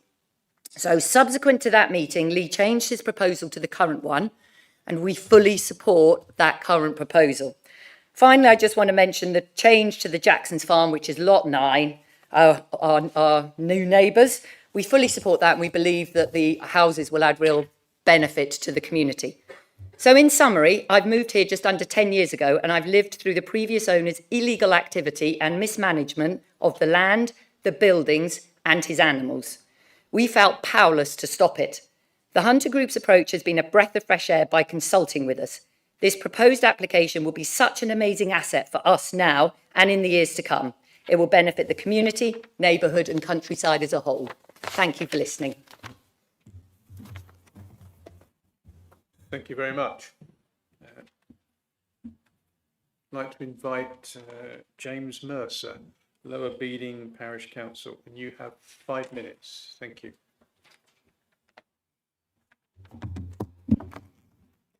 Good evening, Chair, members. My name is James Mercer. I'm a member of Lower Beeding Parish Council. Lower Beeding Parish Council supports this application. Stonehouse Farm has been a problematic site within the parish for a very long time, with more than 50 planning enforcement cases over the past 20 years or so under the previous ownership. The applicant acquired the site in December 2023 and immediately made great efforts to engage with the local community. This engagement included 3 very well-attended open days. At the first one of these open days, members of the local community were very vocal in their opposition to the recommissioning of the anaerobic digester plant because of the noise, smell and traffic impacts associated with the continuous operation of this industrial plant and its neighbouring robotic dairy. The applicant responded positively to the issues raised by the local community and has identified an alternative use for the AD plant and the associated dairy parlour building. This alternative use is the storage and distribution of aircraft spares, which is a high-value, low-volume proposition, with the AD plant building converted to office use and the dairy parlour building converted to warehouse use. It is worth noting that the AD plant building already has Class R PD rights for conversion to office use. So in essence, the change of use in the application before you relates only to the dairy parlour building. The change of use includes proposed conditions that will control the nature and timings of traffic movements to the site. At present, there are no such controls around these traffic movements associated with the existing consented use of the AD plant. Because the AD plant is sized with generating capacity that is greater than the waste produced by the non-grazing herd in the robotic dairy parlour building, by implication, the recommissioning of the AD plant will bring with it uncontrolled HGV movements for feedstock importation along an unmade track at any time of day or night. It is also worth noting that a public footpath runs along this same unmade track. It is clear that the local community does not want the recommissioning of the AD plant. The local community does not want the associated noise, smell and traffic impacts, and the local community does not want the continuous operation of an industrial AD plant and robotic dairy parlour. There have been no objections to the proposals contained in this application, which is widely supported by the local community and in turn is supported by Lower Beeding Parish Council. In addition, the local community does want the biodiversity net gain scheme that forms part of this application and the certainty that this will bring to the protection of the rural landscape in the valley for the next 30 years. Finally, it is worth mentioning that it was the local community that encouraged the applicant to submit this as a single master application for the entire site. For so many years, the local community has endured piecemeal development and planning breaches at the hands of the previous owner of the site. And so it was felt that a single master application provided the best opportunity to get certainty on all aspects of the proposed developments across the wider Stonehouse site. I urge the committee to hear the voices of local residents and the parish council and to approve this application. Thank you. Thank you very much. Thank you. So just to come back on a few points raised there. The officer is coming back on a few points raised by the members, and then I will come to you to speak immediately after.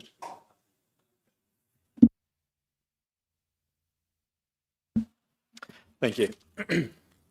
So just to come back on a few points. Firstly, to raise a sort of underlying trend within representations is a level of anxiety around the activities of the previous landowner and their activities. Just to emphasise here, as is set out in the report, that the activities of the previous owner aren't relevant in this instance. We have to assess the application based on whether what is in front of us is acceptable. And whilst I am aware that there have been previous breaches of planning from the previous owner, that is not the current owner, and we assess the application based on what's in front of us. I'll run through in the order they were raised just for simplicity. But to begin with the fallback position of if this application was not to be approved, the fallback position is the operating of the site with the AD plan, as is raised there. That is how the application has been assessed, and throughout that is used as a baseline. So the vehicle movement baseline is the agricultural enterprise as it is today, and any impacts have been assessed above that. Regarding impact to the public right-of-way, it's mentioned there that there would be an improved amenity to public way users. Whilst this application does include rerouting of public right-of-way off of the track, which would then run parallel to the track before crossing, this is lot 8 by the way, sorry, run north from Handcross Road alongside the track.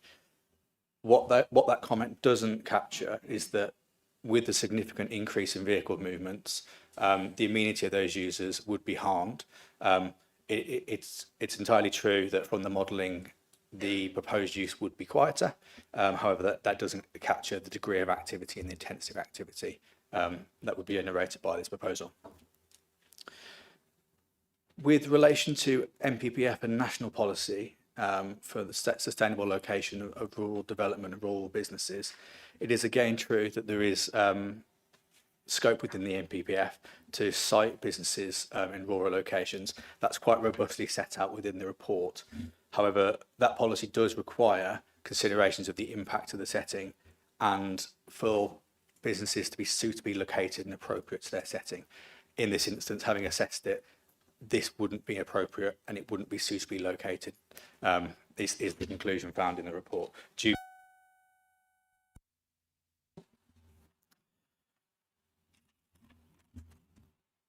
Regarding, it mentioned in a few comments there that we could put limitations on vehicle numbers, whereas the AD plant would have no limitations at all.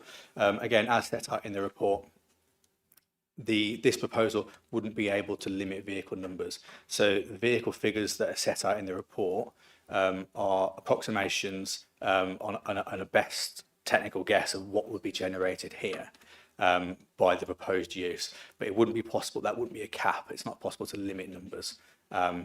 So it wouldn't be a benefit of this proposal that we could limit vehicle movements or limit HGV numbers, because we couldn't do that. And then just regarding the impact of the dairy herd and AD plant, many of the concerns raised here, in short, cows in the countryside are to be expected, agricultural practices in the countryside are to be expected.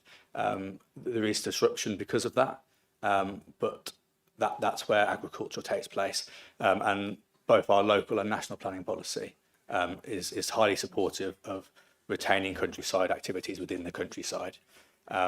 This proposal would introduce commercial activities in quite intensive activity within a countryside setting, sterilising that agricultural use. We have to consider the character of those two uses. And in this instance, whilst the dairy herd would produce noise, you would expect that to take place in a countryside setting. I think I've hit all the points there, however, please come back if I've missed anything. Thank you. Councillor Livingston, I will invite you to speak and for the officers to respond to your comments. Thank you. So if you'd like to make your points raised, please. Okay, I'll make my statements. Now, I am someone who does know about dairy farming. This application is successful in a long period where both residents and the land suffered due to the previous owner's misuse and over-intensification, which included 51 planning applications and 60 enforcement notices since 2002. That's my estimate. And that's consumed significant council resources. The new owner is proposing an environmentally friendly enterprise, which should be welcomed. At the request of the community, one application was submitted ensuring a holistic approach to the entire farm. If the application is rejected, the farm will revert to an intensive factory-style operation without the benefit of a substantial increase in biodiversity. Now, as a background, I am a council member a chartered engineer, and have experience working on a dairy farm, and I have relevant agricultural qualifications, including dairy farm business management. Dairy farming is physically demanding, and it also creates strong odours that affect nearby properties. Incredibly strong. The sustainable ratio is typically 1 cow per acre. However, to make the proposed anaerobic digester viable, 230 housed non-grazing cattle, so you wouldn't be expected to see the cattle on the fields, will be needed on less than 60 acres. Those cattle will be housed 24/7 with no pasture access. The land will be used for fodder crops such as maize. This would have to be an intensive factory-style operation, which is in no way a sustainable green enterprise. While AD plants can process cattle slurry and crops to produce energy and fertiliser, they are complex to operate, require multiple vehicles, material transport, and are not quiet. They operate 24 hours a day, generating industrial noise and odours that will be very noticeable to residents and those using the public right-of-way. The Officers' Report 6.56 notes the proposal would materially change the countryside's noise character. It does not fully address the additional harm to residents from the AD plant and dairy operation, which would be far more substantial. The Officers' Report does not include, in my opinion, the increased traffic needed to service the AD plant and dairy cattle. That's just not traffic coming along the road, but that's traffic continually moving around the yard, which includes tractors and other plant. And there will be regular HGV feed deliveries, milk tankers, vehicles for outputs from the digester and staff. And sourcing AD plant material externally would further increase traffic. The traffic levels, we've got to admit, seems to have been drawn from traffic reports produced to demonstrate highway safety, not what's actually going to be used. It's important to note that on the on-site 24-hour movements associated with Service AD plant, as well as that of the robotic dairy, it is probable and fully considered that the eventual traffic impact of the existing consent will be greater than that for the proposed offices and storage. The Officers' Report 6.125 suggests the Conservation Covenant is not materially linked to the application, but I believe it is. If the AD plant is required, the land cannot be committed to the proposed 52-acre BNG habitat, which can be secured by a 106 agreement. If approved for the proposed conditions within the report, the project would deliver a green, non-intensive farm with a significant BNG gain. The application, as you've heard, has full public support, and residents' views must be considered. The harm from an intensive dairy operation would be immense. I've engaged with the applicant and residents and attended open days. The project cannot proceed with the AD plant required to be operational without significant harm to the community. In summary, approving the application in full will result in a 27.6 BNG for the 3 lots. A significant BNG legally secured for the long term for the whole farm enterprise. Substantial noise reduction, particularly at night if lot 8 is replaced by offices and storage. An environmentally friendly, sustainable farm and a more pleasant country environment. If the application is refused, there will be no BNG. Intensive factory farming operation will result. I urge fellow members of this committee to recognise the potential harm if all lots are not approved, and to support the application fully with the recommended conditions. Thank you. Thank you very much. Any comments to come back on? Thank you.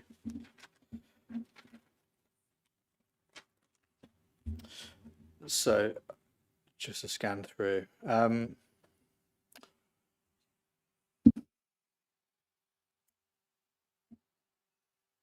Again, to come back to dairy farming within the countryside, it's noted that when the application for the larger livestock barn was first approved, that application did include reference for mechanical milking. It is not the place of the planning system to place ethical considerations on agricultural practices. However, it is just worth noting that as it stands at the moment, that barn is a large agricultural barn, and the agricultural practices moving forward wouldn't be tied to being mechanical. However, it is noted that if the landowner chose to do that, they'd be well within their right to do so as a livestock barn. With regard to vehicle movements again, just to emphasise that the vehicle movements have all been assessed based on the information provided by the applicant. The existing vehicle movements were calculated on behalf of the applicant by Savills and their agricultural consultants, and that includes calculations for all sorts of things, food deliveries, fodder for the anaerobic digester, employment, veterinary visits, all sorts of things in there, which them as experts have calculated that traffic movement. So we've got no reason to believe those wouldn't be accurate at all. And then again, to emphasise that everything here has been calculated from the baseline of that existing use. So the applicant has provided detailed information to show us what the baseline, the existing use would be if that use was active right now, and we've assessed any intensification from that baseline.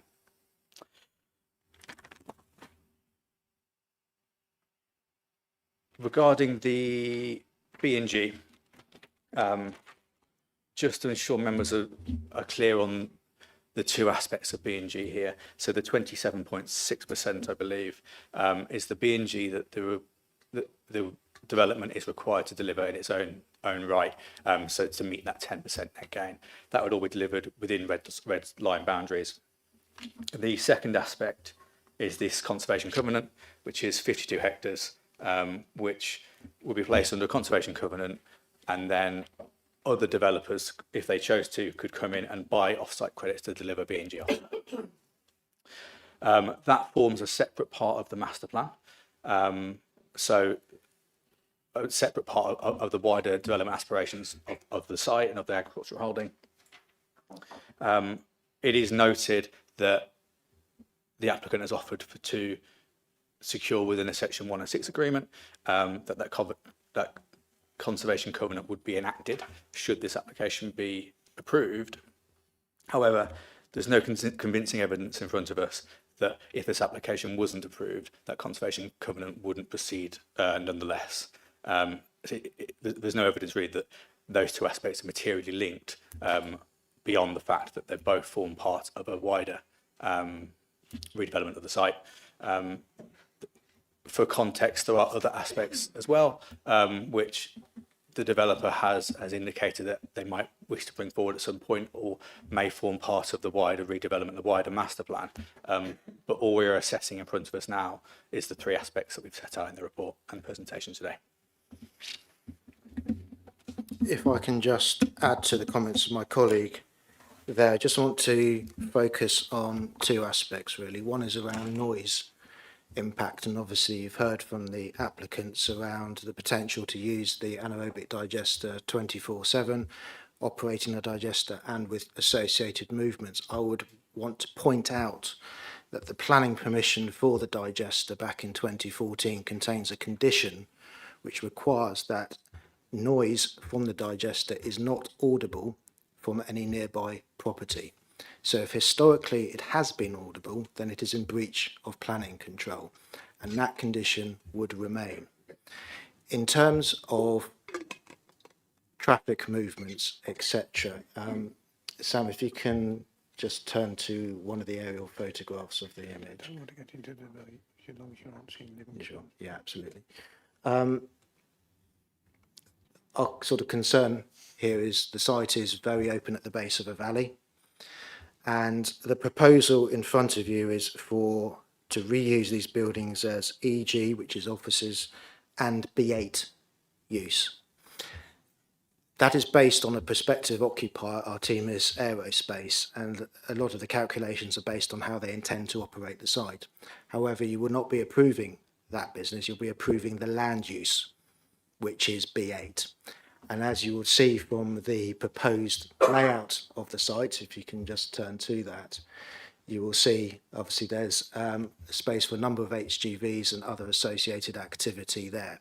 So our concern is broader than just the intended occupier. It is the land use in this open valley where sound will travel, where the nature of industrial operations, reversing alarms, materials crashing, etc., number of vehicles running up and down that pathway, as my colleague has said, the numbers are presented by the applicants via their specialist consultant who said the AD unit would generate around 37 movements a day, and the proposal via this intended occupier would be, I believe, 130 odd, according to that table. So that is a significant increase.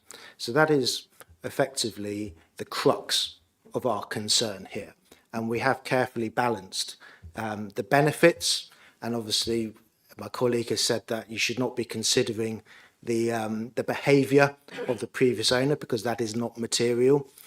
We're purely looking at whether the proposal here would be overall acceptable in this countryside location. As we've been very clear, the BNG acceptable, lot 9 acceptable, lot 2 acceptable. However, our concern is that EG and a B8 use in this open location with the associated traffic movements would be out of kilter in this countryside location, and we feel that that outweighs the benefits of the proposal. Thank you.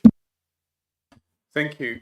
Before I open debate for members, I would invite Councillor Livingston to leave the chamber. Thank you.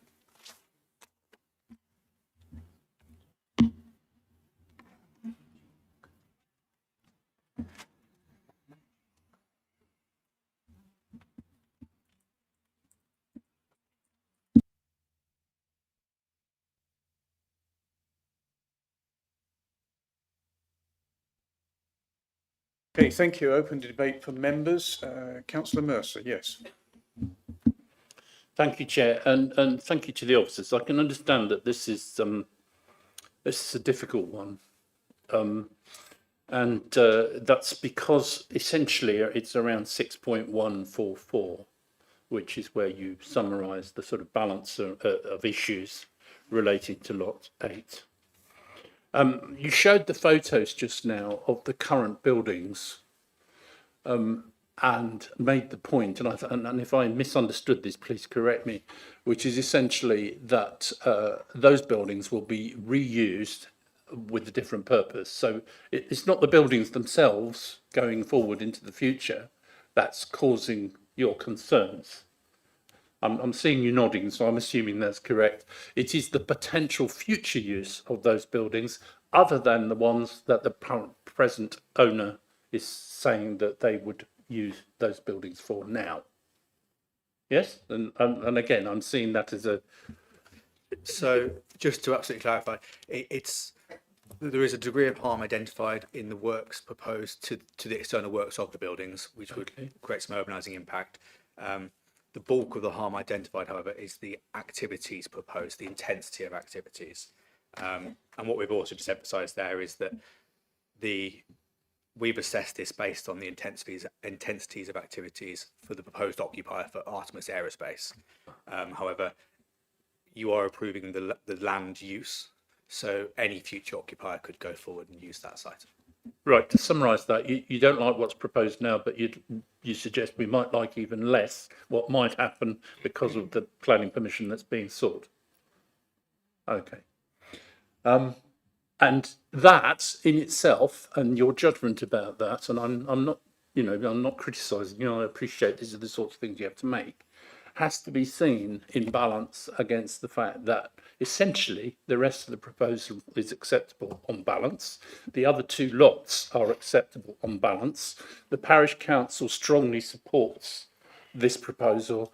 The local nearest neighbour strongly supports this proposal and clearly must be aware of the risks that you're identifying in relation to the vehicle movements, because that's part of the open discussion about this. And I think where I am on this is I think you've got the balance slightly wrong on this. And personally, I would be looking to make a proposal to support this application. Okay, I will come back to you in a moment, Councillor Murphy. I don't know whose hand went up first, but Councillor Clark, and then I'll come to Councillor Franklin. Thank you, Chairman. I am a bit confused on one or two matters and would appreciate clarification on something else. We heard about this legally secured biodiversity, etc., and a lot of play was made by speakers and everything else. But in the conditions, the reasons for refusing basically says there is no completed S106 legal agreement, there's no legal agreement in place. Some comment was made earlier on, but I didn't quite catch the gist of it. But how can we have a legally secured biodiversity condition if there's no S106? Maybe you can clarify that and explain it. So that's my first point. The second one, which is more minor, in terms of warden accommodation, viz. Lot 2, is that housing, or I mean, where does that sit in terms of planning? So that's the second point. And the third point, coming back to one that was made just now in terms of land use, in a normal, wrong word, in most planning applications that I have seen, they come forward with conditions. On this particular one, there are no conditions at all. So surely the points that have been raised about noise and stuff, could they not be conditioned if this was in a normal, and I hesitate to use the word normal, planning application, but I think you get the gist of what I'm trying to say. At least I hope so. Thank you. Thank you. So to come back on your second and your last point first, in this instance, because the recommendation is for refusal, what you've been provided with is purely the reasons for refusal. In the event that members wish to recommend the application for approval, we would need to go away and generate a list of conditions in line with the officer's report, and that would include going away and working towards a 106 to secure anything that would need securing.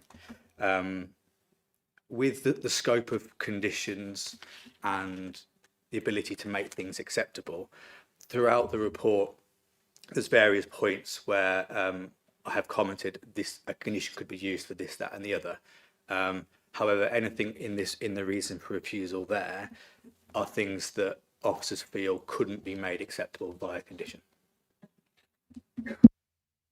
Can I come back just to clarify? So if I've understood what you said correctly, should the committee decide to approve this planning permission rather than refuse it, presumably then it would be delegated to officers, and I would hope the local member, to go away and come up with a list of conditions, etc., etc., etc. Is that what you're saying? I mean, I'm a bit loath. Once a planning permission has been given, and if you have, so can we cover those? Could those bases be covered in terms of the conditions? Is what I'm trying to say. So if the resolution of this committee is to grant planning permission, that would be subject to the agreement of conditions, and as per normal practice, that would be with the local member, chair and vice. What I would advise on conditions, and we've thought carefully about whether conditions could mitigate, our principal concern obviously is the traffic and intensification of use of the site. And as the report sets out, we feel that a condition, any condition that seeks to regulate number of HGV movements or other movements does not meet the tests of a condition, i.e. be unenforceable and unreasonable. So I would just caution and beware of that in your deliberations. Thank you. But a condition in terms of hours of operation? Absolutely fine. That's not a problem. And the officer report addresses that and says that would be something that would be added. Thank you. Councillor Franklin, then I'll come to Councillor. Yeah. Thanks. I found that very useful, actually, that discussion regarding potential conditions and truck movements, etc. I think for me on the issue of urbanising impact, I can see how the officers have arrived at the conclusion that this does have a negative impact in terms of urban development, if you like. I am familiar with that area. I'm also familiar with a business park that is fairly close to it. And I think I'm with Councillor Mercer on this, that there is a matter of judgment, I think, here. And I think for me, part of the balance towards being favourable to this is the proximity of other commercial type operations pretty close to this. I feel that this is not transforming the local environment in a way that it would be if it was just a unique environment in a purely agricultural or rural environment in a different sort of setting. So yeah, I'm inclined to take a slightly different view on the degree to which this is urbanising the environment. Thank you. Councillor Knoll, and Thank you, Chairman. At the briefing that the committee received just before Christmas, we considered the individual applications in the three parts. What we weren't told, and what we've discovered subsequently through emails from the applicant, which I think we've all received, I certainly received one, and from comments that we've heard tonight, I'm inclined to want to look at the bigger picture here. We've got apparently 52 acres of countryside which we've protected if this is approved tonight. And that I understand is 27.6 BNG increase. Now, what's not to like about that? The previous application was an actual loss of BNG and had to be offset. For once, we've got something in front of us that we can be proud of approving. And I really think we had to look at the larger picture here. If this countryside is going to be protected, then I'm inclined to approve this application, despite the fact there will be additional traffic movements. But as the officers have already said, those can be limited by condition. They can't be limited? They can be conditioned to only appear. Do I understand they can be made to only happen at certain times? Mm-hmm. Just to clarify, we cannot condition vehicle numbers, sizes, etc. However, hours of operation. Okay, that's what I meant. The hours of operation we can condition. So I think I'm inclined to actually approve this because I think we've got to look at the bigger picture here. And to me, protecting the countryside should be paramount on this particular application. Thank you. Councillor, if I can just clarify, when you say the countryside will be protected, clearly the countryside is the countryside and the planning system does ordinarily protect the countryside in the first instance. I presume what you're saying, it would be enhanced to the biodiversity net gain that would be secured on the land. Thank you for putting it in those terms, but yes, that's exactly what I meant. What I would advise on that front is we have a conservation covenant for those 52 acres which has been signed, and obviously it's a matter of planning judgment as to whether it's necessary for a planning permission to therefore secure that, or whether that may, and I emphasise may, come forward in its own right in any event. I would just put that question in front of you. Thank you. Thank you. Councillor Raby. Thank you, Chair. I think the important matter for me is I can understand the desire not to allow over urbanisation because of the desire to protect the countryside, but it's to be protected for who?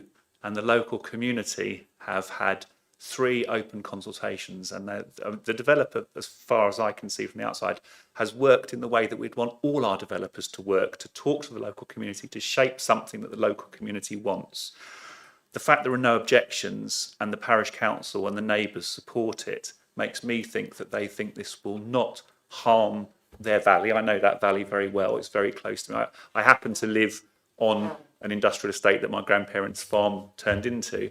That doesn't operate at weekends. It stops at 5, and I live right on it as they come in and out, and it's very peaceful. So I think with the correct conditions, this wouldn't be harmful to the local community. I do understand, but this is also a bit of an eyesore already, and I understand the difference between agricultural and office uses, but I think from a distance, seeing a large building that looks like that, or seeing a building that's probably slightly more attractive that has people working there all day and leaving at 5, I don't think it will change the nature of the valley. And I think, although I totally understand the planning reasons, I totally understand that with the traffic movement.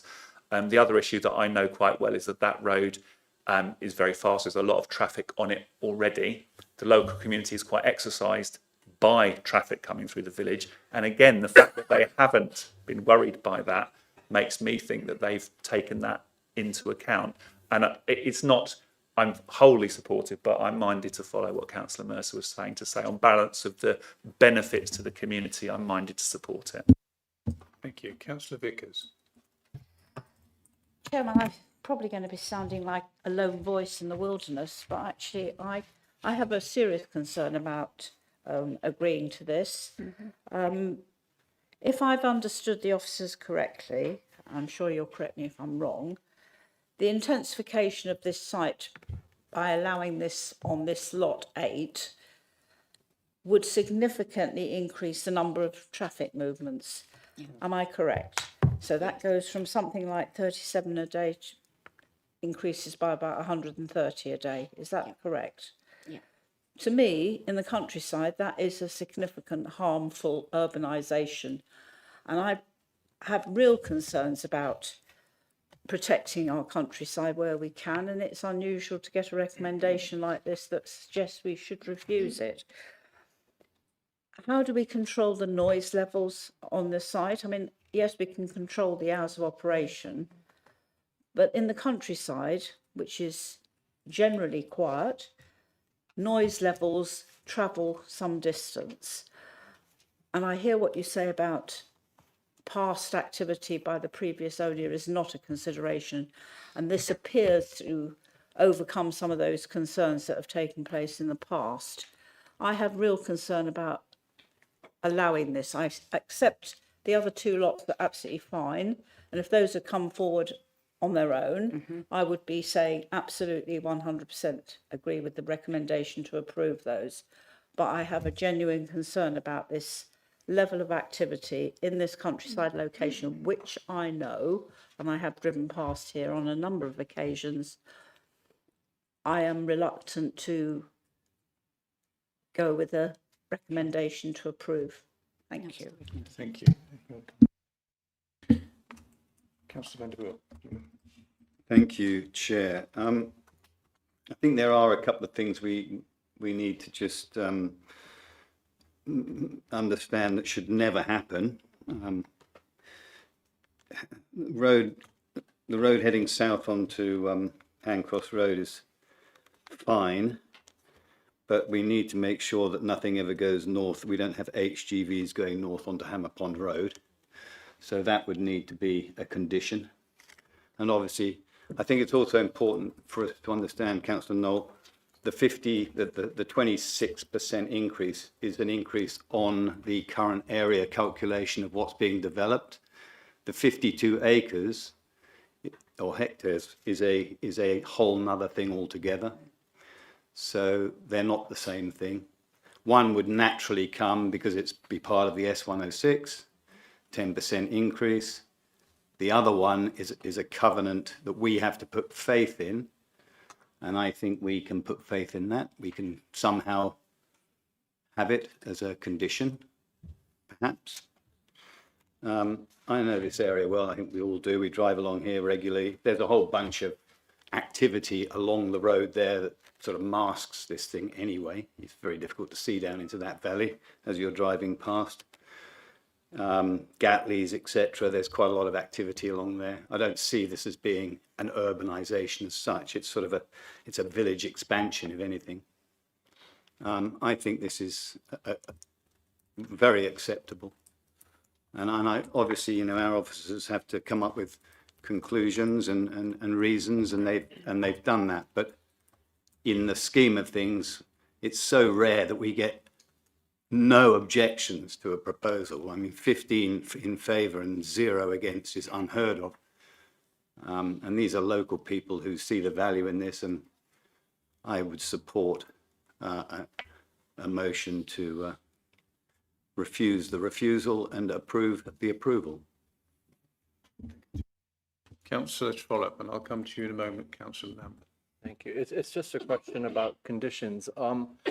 It's a yes or no, I think. Is it possible to indirectly put a condition that would restrict the sort of vehicles that can be used? I mean, if you were to say certain businesses are acceptable versus certain businesses not being acceptable?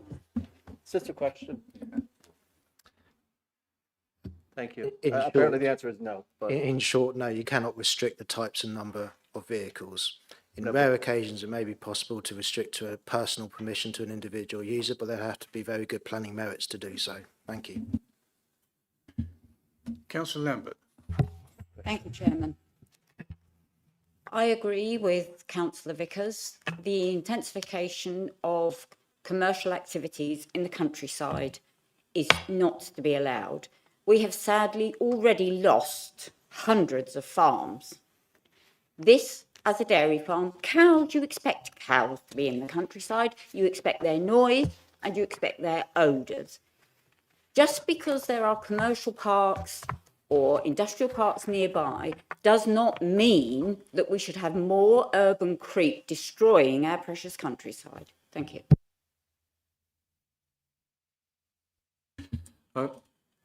Councillor Trott, yes. Sorry, I think it's a little bit disingenuous to call that the countryside and agricultural activity when it's a robot farm. I do come from a dairy farming family, and my dear old uncle who died recently would be utterly shocked at the state of that. So I think the fact that we're getting rid of that and giving it to a good, locally sustainable activity is a very good thing. I find it slightly strange that we think that approving 5-bedroom houses is okay, but we need a robot farm is a slightly twisted logic in my view. Thank you. Perhaps we can discuss it afterwards. If someone's close relative has what you call a robot farm, this is 2025, and they have to get efficiencies in farming to make it profitable. Okay, I will come now back to Councillor Mercer. You wanted to put forward an alternative motion. Yes, I would like to put forward to agree this proposal subject to the conditions being sorted out by the usual arrangement, which is chair, vice chair and board member with officer's advice to add to it. But that would be agreement of the whole proposal for all 3 lots.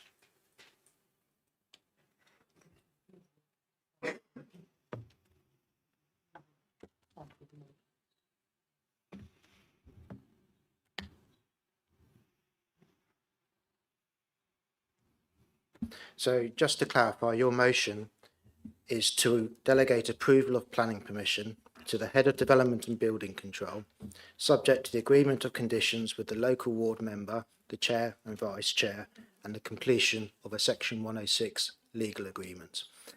Correct.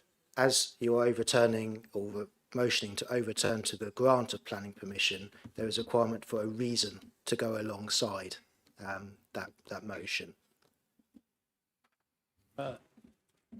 On the basis that the advantages and benefits of the proposal outweigh the harm, in our view. If I may elaborate based on what I have heard tonight in this discussion, perhaps I could pose this wording based on what I've heard. So this would say that the economic and biodiversity benefits of the development are considered to outweigh the impact on the amenity of the countryside and nearby residents in accordance with development plan policy. Thank you.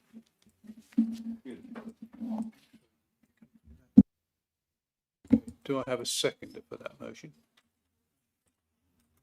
Okay. All those in favour of the motion, please show.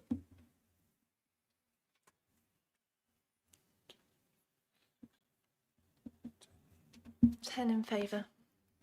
All those against? 3 against. Any abstentions? And 1 abstention. Okay, therefore the motion has been carried and the recommendation as per the motion has been carried as well. Thank you. Yeah, want to get. Yeah. So now if we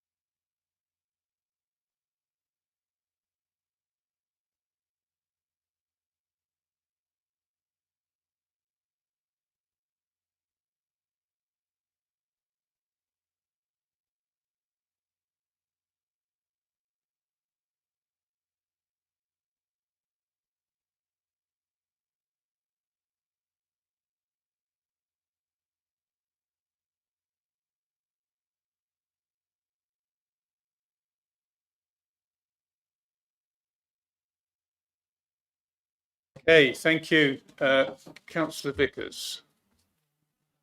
I know, the long goodbye.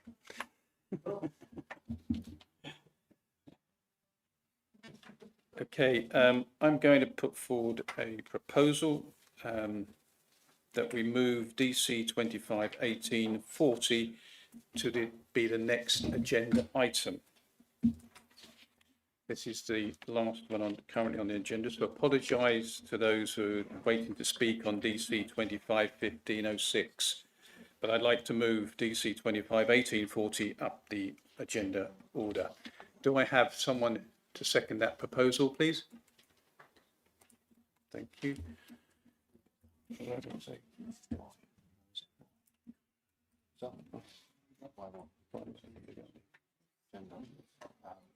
Because I think that's importance to food waste deliveries and statutory requirements. Okay, yes, this is being moved up the order because of the importance of the upcoming food waste proposals across the council and across the district. And I'd like to deal with this earlier than anticipated on the agenda. Do I have someone to second that particular motion? Thank you. Thank you. All those in favour, please show.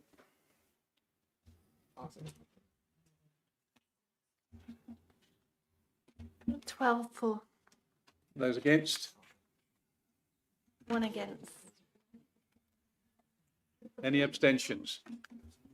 No abstentions. Okay, therefore we will now deal with DC 25/18/40 as the next agenda item. Thank you very much. And if the officer could make the presentation to committee, thank you. Thank you. This application relates to the Formula Ambulance Station to the south of Hurst Road. The building was last used as a theatre rehearsal space. This tenant has now relocated and no concerns are raised in relation to the loss of its existing use. The proposal would allow use of a site for the repair and maintenance of food waste vehicles, with the application indicating up to 15 vehicles would be maintained at the site. These are some photos of a site as existing. No alterations to the building is proposed, but some reconfiguration of the surface parking would take place to allow for improved manoeuvring across the site. Vehicles would be garaged at Hop Host, with the type of activities being proposed and related hours of use not of a nature which would lead to unacceptable harm to amenity or highway safety. No other adverse impacts have been identified, with the application recommended for approval as set out in the report. Thank you. Thank you very much. I'd like to invite Adrian Phillips to speak, and you have 3 minutes. Thank you. Thank you, Chair, members of the committee. I'm speaking today in support of the application for the change of use at the former Embley Station on Hurst Road to provide a specialist facility for the repair and maintenance of Horsham District Council's new food waste collection vehicles. As you are probably aware, the Council has recently introduced commercial food waste collections and will shortly introduce domestic food waste collections in line with the government's requirement for all households to have separate food waste collections by March 26. This new service requires a dedicated maintenance facility for the fleet of food waste vehicles. The old ambulance station provides an ideal location within the settlement boundary, close to the town centre and in an area already characterised by civic and operational uses. The proposals provide several economic, environmental and social benefits. The proposals support sustainable waste management and recycling, reducing landfill and promoting greener operations. On-site maintenance ensures vehicles remain operational, safeguarding the reliability of statutory food waste collections across our district. All work will be carried out within the workshop between 7 a.m. and 4 p.m. Monday to Friday, including bank holidays. There may be very occasional later finishes in emergency situations to maintain this statutory service. All work on site will be required to comply with the operator's licence regulations with regards to vehicle maintenance schedules. As you will note from the plans, the change of use involves internal modifications only, with no external amendments to the building, which preserves the character of the area. With regards to the loss of existing community use, the current occupier of the building has found new location, as in the process of moving. The transport statement confirms that the site is in highly sustainable location within 500 metres of Horsham Town Centre, with excellent walking, cycling, bus and rail connections. 7 staff parking spaces will be retained and secure cycle parking will be provided. In terms of vehicular movements, there will be 4 to 7 vehicles which are small HGVs serviced on a typical weekday, which will result in 8 to 14 two-way movements spread throughout the working day. In addition to this, there will be 4 staff vehicles on site, which will result in up to 8 two-way movements per day, mainly during peak periods. This equates to the very modest level of traffic with our 4 movements during peak hours. Could you bring your comments to conclusion, please? Not considered significant. Not considered significant in terms of highway impact. Visibility displays and access arrangements are suitable for 30 mile hours in Hurst Road. The transport statement concludes that the proposal will not result in any unacceptable and severe highway impacts. The proposed development is practical, sustainable. Could you bring your comments to conclusion? You've had your 3 minutes. Thank you.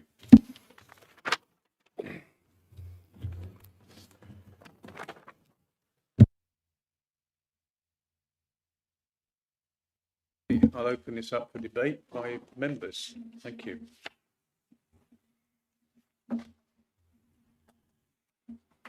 Any comments? Yes, Councillor van der Boel.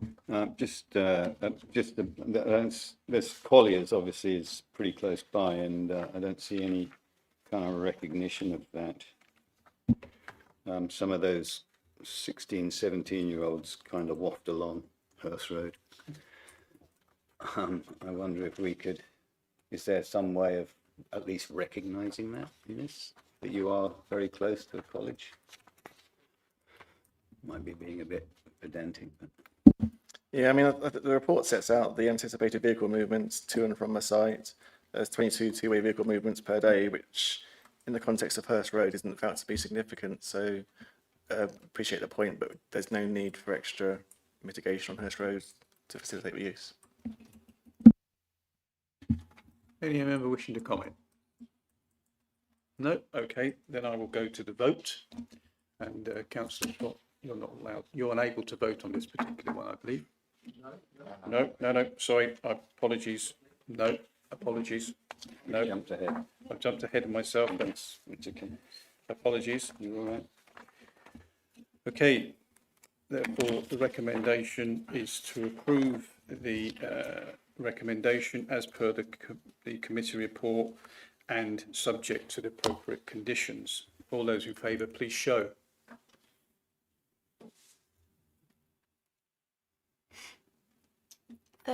For.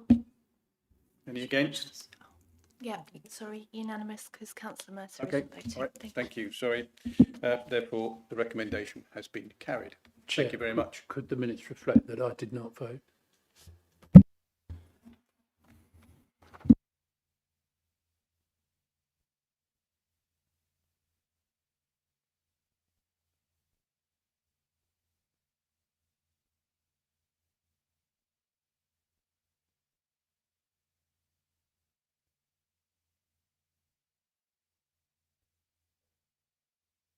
Okay, going back to the original agenda, now dealing with DC 25-1506, which is Oxcroft Farm, Henfield Road, Small Dole, Henfield. Could the officer please make presentation to committee? Thank you. Thank you, Chair, and good evening, members. This application seeks permission in principle for up to 9 dwellings on land at Oxcroft Farm in Henfield Road on Small Dole. Officers are recommending that permission in principle be granted. This application is being heard this evening as more than 8 persons in different households have made written representations raising material planning considerations. Just the one verbal update, and since the officer report was finalised, there have been 18 additional neighbour comments. The additional concerns relate to building on contaminated land, overdevelopment, loss of agricultural buildings and impact on highway safety, in addition to those already noted in the officer report.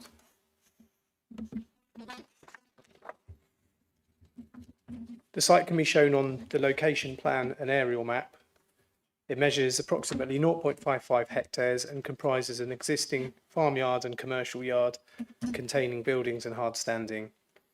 It lies immediately opposite Mackley's industrial estate to the east and is separated from the built-up area boundary of Small Dole by Henfield Road. To the north and west of the site lie open fields. The land to the southwest is Horsham former landfill site.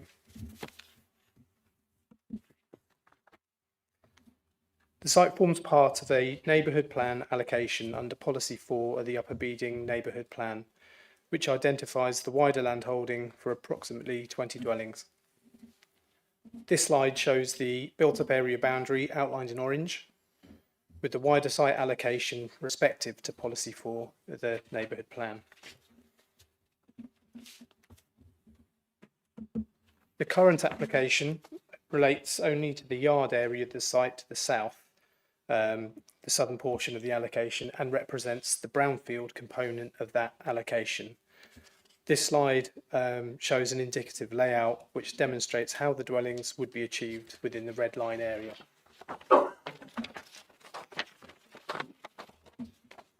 Members are reminded that permission in principle only establishes the location, the land use and the amount of development.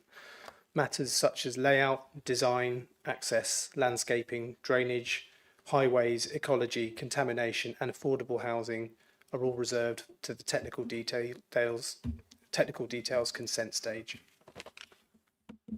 So just a few photos of the site. Photos 1 and 2 are taken from the existing access point into the yard. Photo 1 looks north onto the large green storage building, and photo 2 looks northeast across the site. Photo 3 looks west from Mackley's industrial estate that lies opposite the site towards the existing site boundary. Numbers 1 and 2 Henfield Road are on the right-hand side of this photo and are the nearest residential dwellings. Photo 4 looks southwest along Henfield Road. The site lies to the right of the tree line in this photo. Photo 5 looks southwest from the existing track towards Henfield Road. Horsham landfill site lies beyond the tree line, set at a much lower level from the application site. Photo 6 looks east from the existing track towards Woodside, Dwelling and Mackley's. And photo 7 is the existing access into the yard. Sorry, that's the wrong way round. Photo 6 is the existing access into the yard, and photo 7 looks east from the existing track towards Woodside. Apologies. So in terms of the matters for consideration, the principle of residential development on this land is firmly established by the neighbourhood plan allocation, which was independently examined and approved by referendum. The proposal for up to 9 dwellings represents a partial delivery of that allocation and focused on the previously developed yard rather than the surrounding greenfield land. The proposal therefore accords with policy 4 of the neighbourhood plan and policies 2 and 3 of the Horsham district planning framework in that regard, which supports housing delivery within settlements and on allocated sites. In terms of highways, a number of concerns were raised by residents about traffic and the proximity to the Mackley's industrial estate junction. The County Highway Authority has assessed the proposal and raises no objection in principle, and they confirm that a compliant access can be achieved onto Henfield Road. Visibility displays can be provided in accordance with the manual for streets, and parking, turning and cycle provision can be secured at the technical detail stage. So these matters are considered capable of being satisfactorily addressed through the later consent.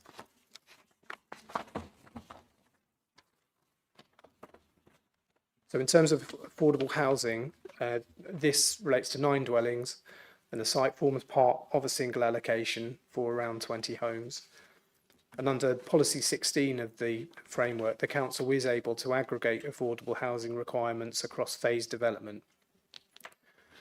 Legal services have confirmed that the required affordable housing would be secured at the technical details stage for the first phase. And when the remainder of the allocation comes forward, the overall requirement will increase across the whole site, with the balance secured through further legal agreements. An informative has been proposed to alert the application to this position.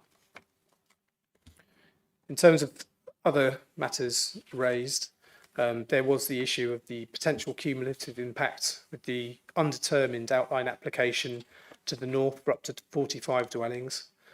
And while limited weight can be given to an application that has not yet been decided, officers have considered the issue in principle. The County Highway Officer raises no objection to this proposal at the permission in principle stage, and any cumulative traffic or access impacts would be fully assessed and mitigated at the technical details consent process. The existence of an undetermined application elsewhere does not therefore prevent this allocation site from being supported in principle. There was also the concern about the cumulative level of development in Small Dole and the perception of multiple separate proposals coming forward. The neighbourhood plan, which was subject to extensive public consultation and approved by local referendum, establishes the overall level and location of housing growth for the parish, including the allocation at Oxcroft Farm.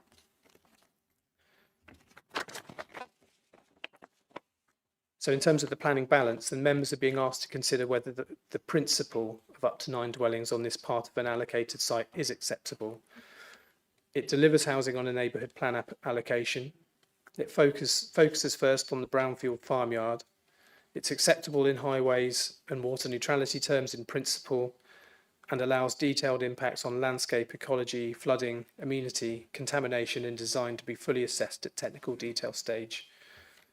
The main matters raised by residents, including traffic, flooding, wildlife and amenity, are all matters that can and will be assessed in detail at the later stage. For these reasons, the proposal is considered to comply with the development plan as a whole, and officers recommend that permission in principle be granted. Thank you, Chair. Thank you very much. I'd like to invite the first speaker, which is Stephen Fish, please. And you have 3 minutes. Thank you very much.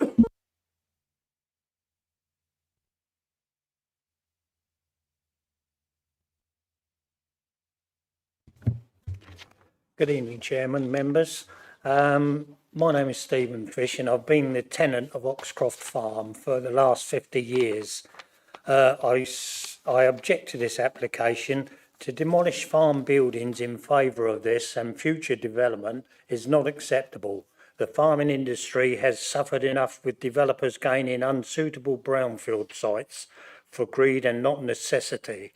This is also the view of the South Downs National Park, who are undertaking a review of the neighbourhood plan in May 26 to stop the destruction of small villages, as this development will do. It will shape how and where development takes place, ensuring we conserve and enhance the needs of communities and enhance wildlife heritage and not destroy it.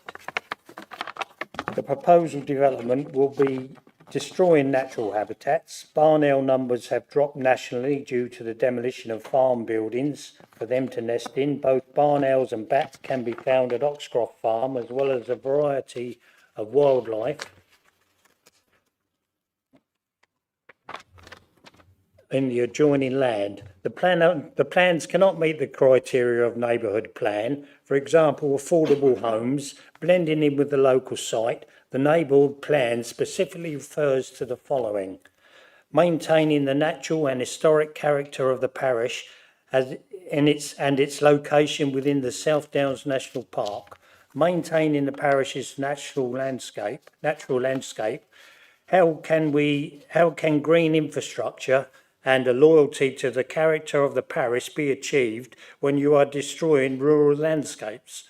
Improving accessibility and linkages. The main road out of Small Dole is not safe for cyclists and pedestrians alike. The neighbourhood plan states that any growth to Small Dole would be constrained by the sensitivity of the setting and refers to the need to maintain and add to the amenities in the village, though there is no space to do this. It refers to longer term plans for the employment areas, but does not go into detail regarding this. Small Dole is not a commuter village. Local jobs are not in high demand. The vote concerning the neighbourhood plan was not representative of Small Dole. The majority yes vote was the residents of Upper Beeding, whose these plans do not impact. Whilst votes against the plan were submitted by Small Dole residents, proportionally, Small Dole is significantly smaller and is at a disadvantage to Upper Beeding. The neighbourhood plan agreed to 231 dwellings by 2031. Conclusion, please? But this admits this will be difficult due to... Could you bring your comments to conclusion? You've had your 3 minutes. Thank you. 2 minutes, yeah, okay. Neighbourhood plan agreed to 231 dwellings by 2031, but admits this will be difficult to lack of local amenities and flood risk from the River Ada. Also agree that they cannot hope to keep the impact of the landscape at a minimum with this number of properties by their own admission. This is not needed. Horsham District Council currently meets its requirements. Thank you. You've had your 3 minutes, or in fact more than your 3 minutes, but thank you very much.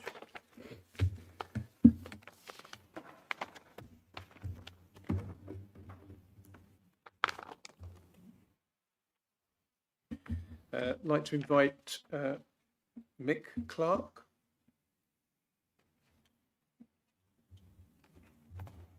You also have 3 minutes. Thank you. I will be very quick. Good evening, Chair and members. Thank you for hearing us today. I have the land to the north and to the west of Oxcross Farm. I object to this planning. The problem I have, the real problem I have, is the access to the site.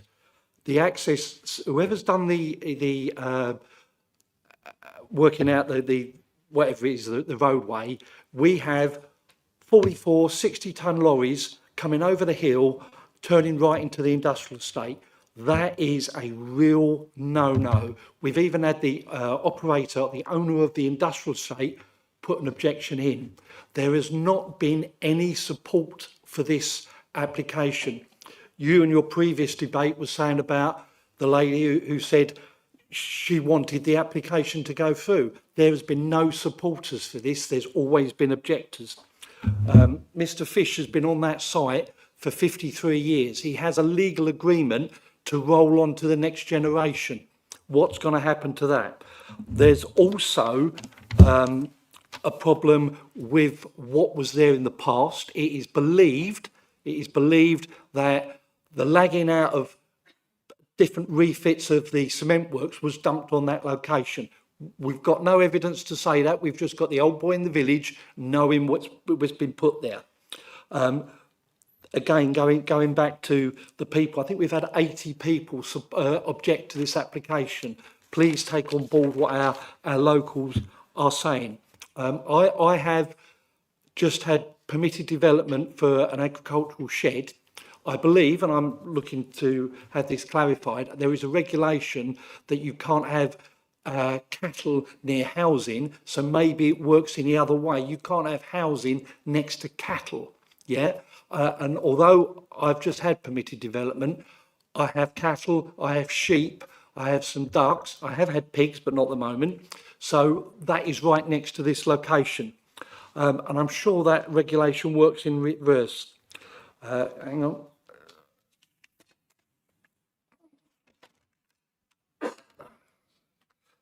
We're right next to a landfill, so we have, and I don't know what that landfill used to take the lime to the cement works. I know it's capped. I know it has methane dragged off of it. I don't think that's a good thing to live next door. And the place is on a floodplain. I know because if I dig 6 inches into the ground, water comes up. I can't do it. My application, I've got to put my building on screw piles. You can't build on that. Well, you can build on anything. Anyway, I would like you to, after your debate, to reject this application. Think what the people of Smalldale want. There is no appetite for this development. It might have the ticks in the boxes, but the big thing is the access on the road. And thank you very much. One last sentence. Thank you. You've had your 3 minutes. Sorry. May I make a suggestion? No. Sorry. It'll help everyone. Well, maybe you could email that to your local ward councillor.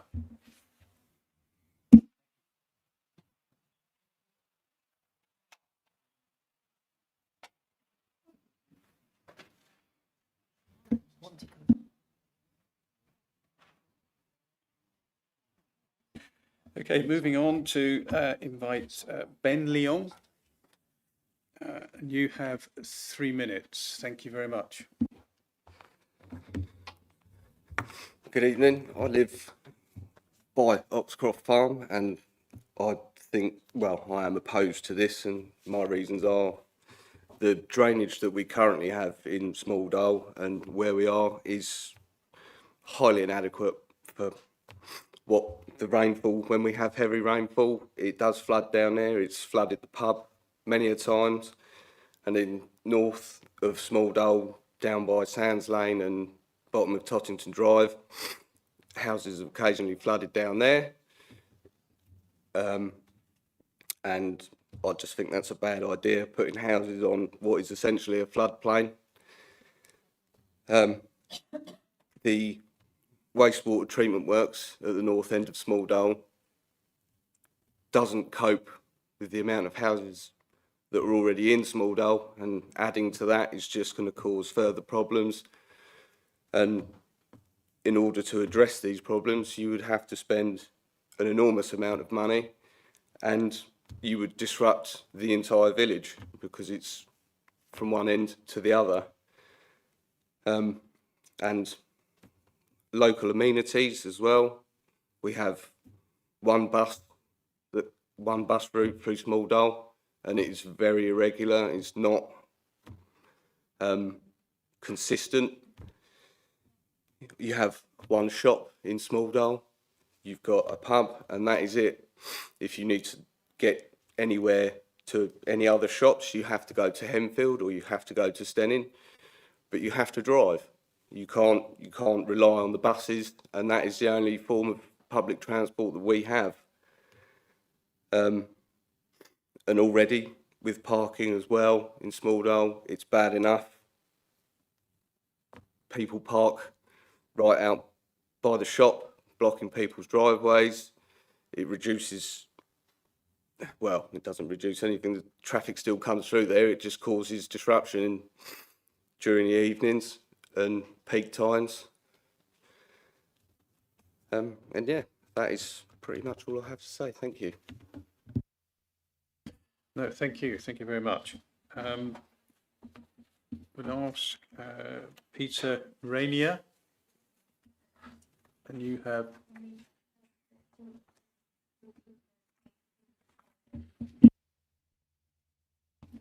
Oh, that's fine. Okay. I assume you are Lisa De Silva. Thank you.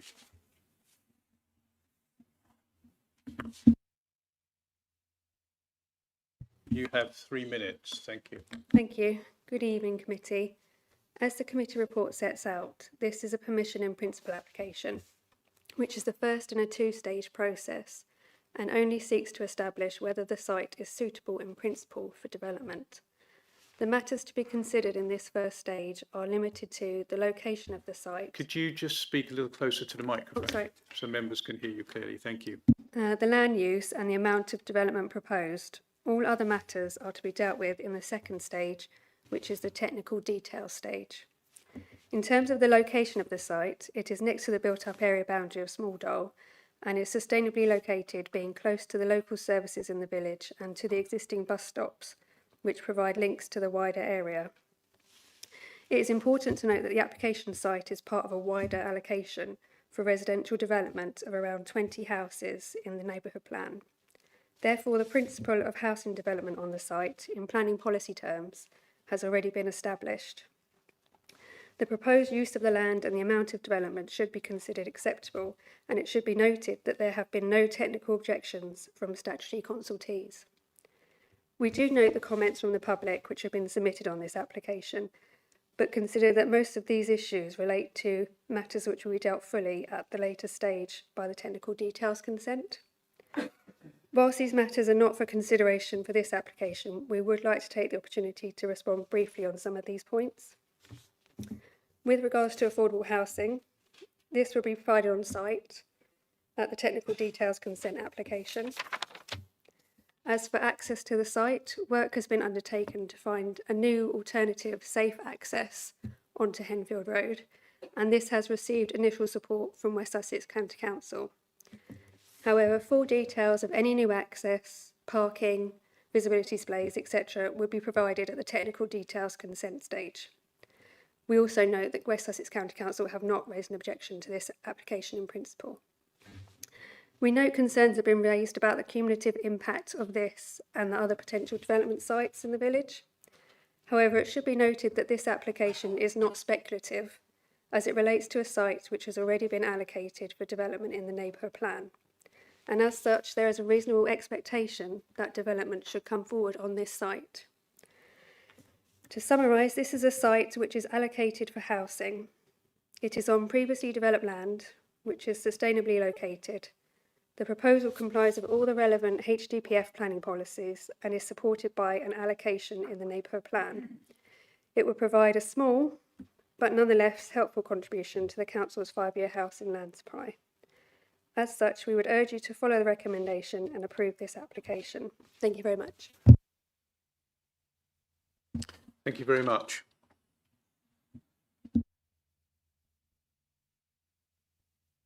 Okay, I guess it's Peter Rainier.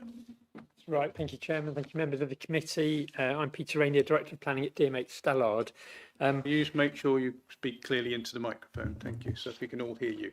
Thank you. Okay. I'm Peter Rainier, DMH Stallard, Planning Consultant, acting for the site owners. The applicants, and also the applicants, you've heard some verbal comments this evening from the tenant, and we've sought to discuss the owner's plans with that tenant for the site over the last probably 5 years.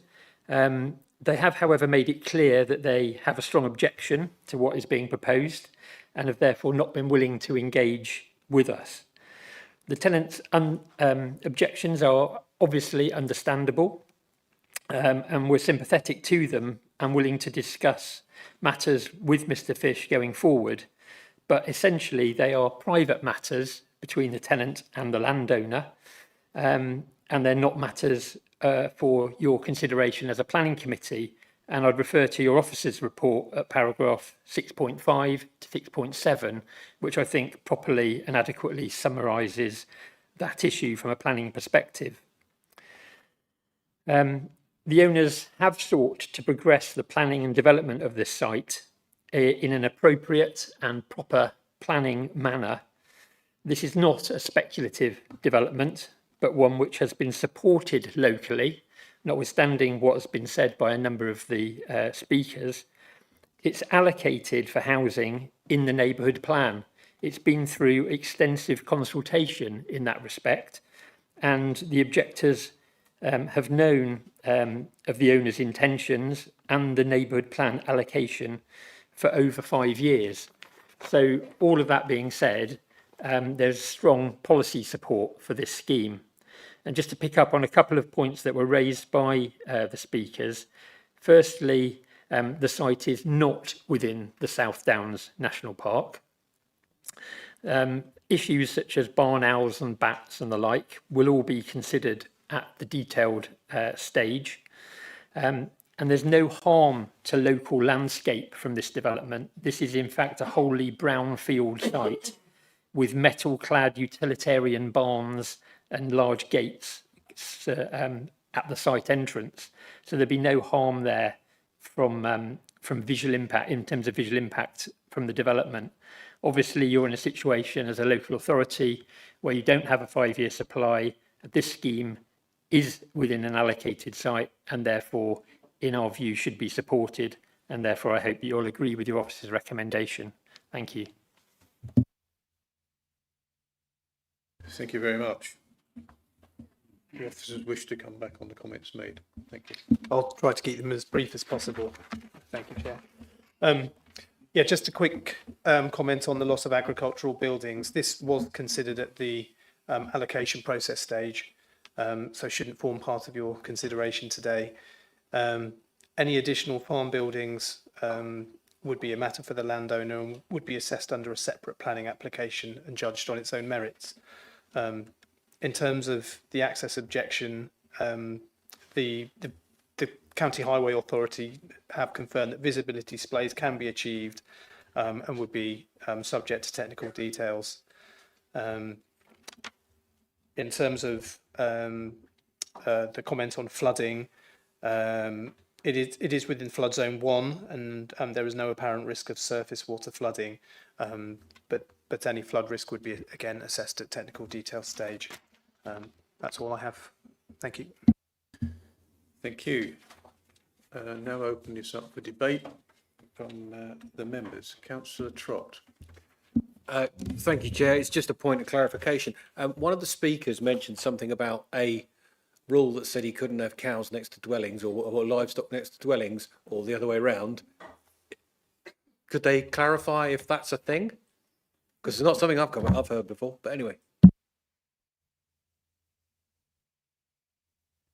In respect of putting housing close to cattle, it's not something I've heard of, but obviously any noise impacts and associated impacts need to be considered at the appropriate point in time, which in this case is technical detail stage. Thanks. Councillor Livingston, then I'll come to you, Councillor Croker. Yeah, I must admit I'm a bit uncomfortable with this application. Here we have a landowner, probably wealthy landowner, who's put a working farm into a neighbourhood plan,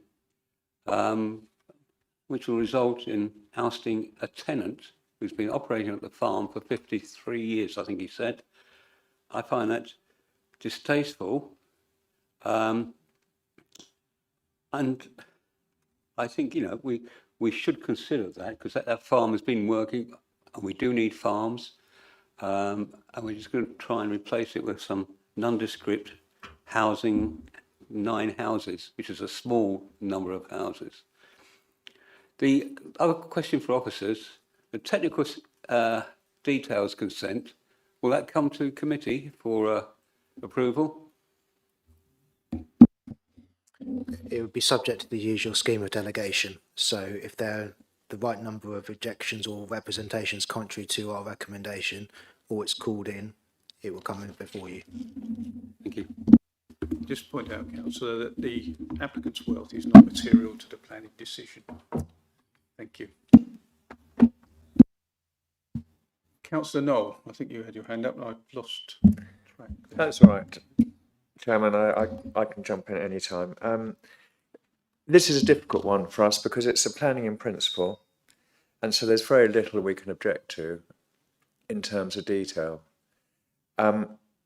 Basically, it's within the neighbourhood plan, and therefore, by default, it's within the local plan, if there was a local plan. However, because the tilted balance, I don't see how we can actually object to this, and this is a big problem. And it's the same with all the other little applications around the district. We get stuck with something that is unpalatable. It's not really desirable for local residents, but we have to accept it. And I'm really sorry for those that make their living there, that rely on that little area, that little farm. They've been there for 53 years and they're being thrown out for the sake of a development. However, as I said, our hands are tied. I don't know what I can say. All I can say, though, is that when it comes to details at a later stage, we do need a roundabout there. The exit from the 9 houses is directly opposite Mackley Industrial Estate. Mackley Industrial Estate has something like 53 separate businesses there. We were discussing earlier this evening about the impact of one business on a main road. The businesses on Mackley Industrial Estate equal many, many more of those, and there are HGVs, private vehicles coming in and out of there all day long, and we need a roundabout when it comes to that stage of the discussions. And that's all I have to say. I'm very sad about it. Okay, thank you. Councillor Croker. Thank you, Chair. Firstly, I echo what my fellow ward councillor has just said, and thank him for that. Looking at some of the objections that have been either expressed tonight or are in the planning portal, my favourite topic, sewage, has been mentioned, and for once there is some good news there, that Southern Water are intending to spend, I believe, 2.5 million in 2027 upgrading the treatment plant just up the road. Mind you, it needs upgrading because it spilled for over 1,000 hours in 2024. So some good news, perhaps. Flooding has been mentioned. I note that the officer said it's in flood zone 1, no risk of surface flooding. I'd agree with that. I think the local experience is that just up the road again by the Fox, it does flood. That is predicted, but this site doesn't. Vehicle speeds and the danger, in inverted commas, of the junction has been mentioned. Crash map, which is based on police stats 19 reports, said that there had only been 4 minor road traffic collisions at that junction over the last 25 years or so, with the last one in 2008. So I don't think that's so much a worry, but I do agree that traffic speeds there do tend to be somewhat in excess of the 30-mile-an-hour limit. And I was wondering if it's possible that if this is passed, an informative to request a full speed survey to assess the 85th percentile speeds past that junction could be asked for from highways. Bats have been covered, so that's a detail. But the one thing that I'm really not happy with, given that this is in the neighbourhood plan, is the density, which I believe is too high. The neighbourhood plan talks about 20 on the whole site. By my somewhat rough calculations, that means that this area should be supporting 7 or 8 dwellings, not 9. And really on that basis, I'm not happy with it. Whether I can persuade my fellow committee members of that to vote against it on that basis, I somehow doubt, because of the pressures that Councillor Knoll talked about earlier. Thank you. I'll leave it there and listen to the rest of the debate. Thank you.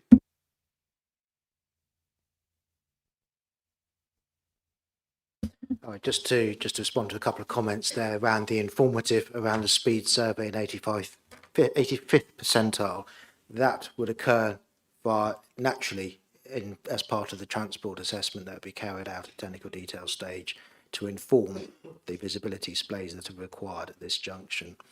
In respect of density, at a site that's half a hectare with 9 homes, there's 18 dwellings per hectare, which is in its own right very low to start off with.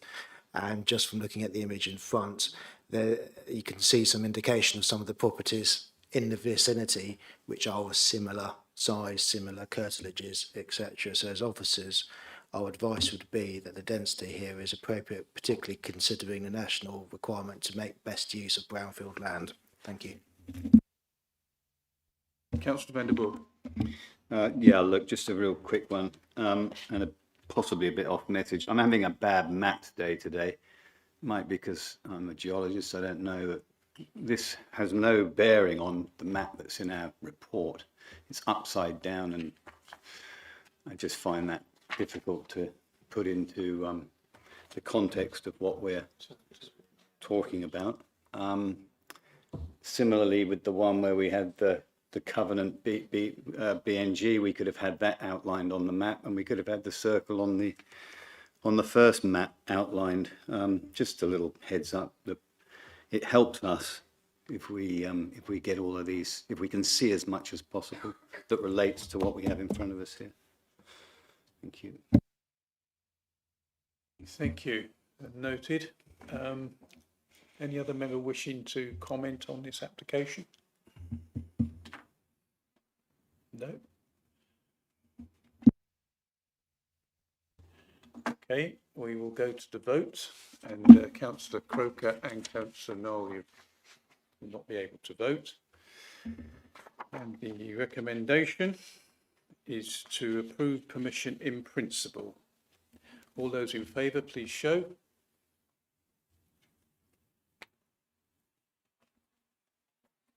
Eleven in favour. All those against? 1 against. Any abstentions? No abstentions. Therefore, the recommendation to approve permission in principle has been agreed. Thank you very much. Okay. Yeah. Thank you very much.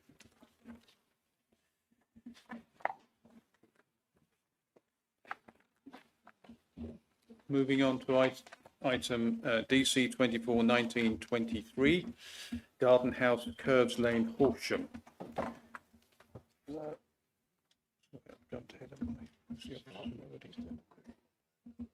Okay, we'll just wait for the officers to pull this up on the screen. Apologies, I've been a bit hasty here.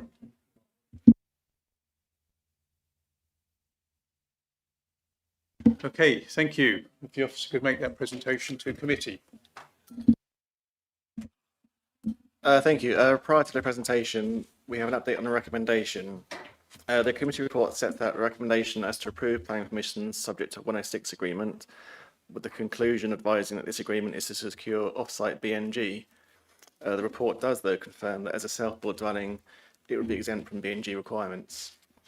As such, there's no need for a Section 106 agreement, and the recommendation is therefore that planning permission be granted, subject to the conditions set out in Section 7 of the report. The application relates to the southern curtilage of the garden house, a residential property on Curves Lane. These are some photos of the site from Curves Lane with the existing house in the bottom left photo, and some photos of the garden house. The application seeks to subdivide the existing curtilage and create a new detached two-storey three-bedroom dwelling. In terms of principle, the blue hatching shows the defined built-up area boundary of Horsham, with the application site shown by the red star. The garden house is outside this defined built-up area boundary and is therefore within the countryside, and the location where the HDPF would not generally support new housing. The garden house does, though, adjoin the built-up area boundary to its northern extent, with the proposed dwelling contained within the existing defensible boundaries of the curtilage. In principle, it's considered that the scheme would be supported by the SD-PAN document as set out in sections 6.59 and 6.60 of the report. The development would not, therefore, harmfully encroach into the countryside and is considered supportable in principle. In design terms, the scale, massing and appearance of the dwelling is considered acceptable in this location, with the siting and location of first floor window openings sufficient to prevent any unacceptable harm to occupants of the garden house. The scheme includes off-site parking, with conditions recommended to ensure no adverse impacts on protected species. Overall, the scheme is considered acceptable and is recommended for approval, subject to the conditions set out in Section 7 of the report. Thank you. Thank you very much. We have no registered speakers for this application, therefore I will open it up for debate by committee. Any member wishing to comment on this application?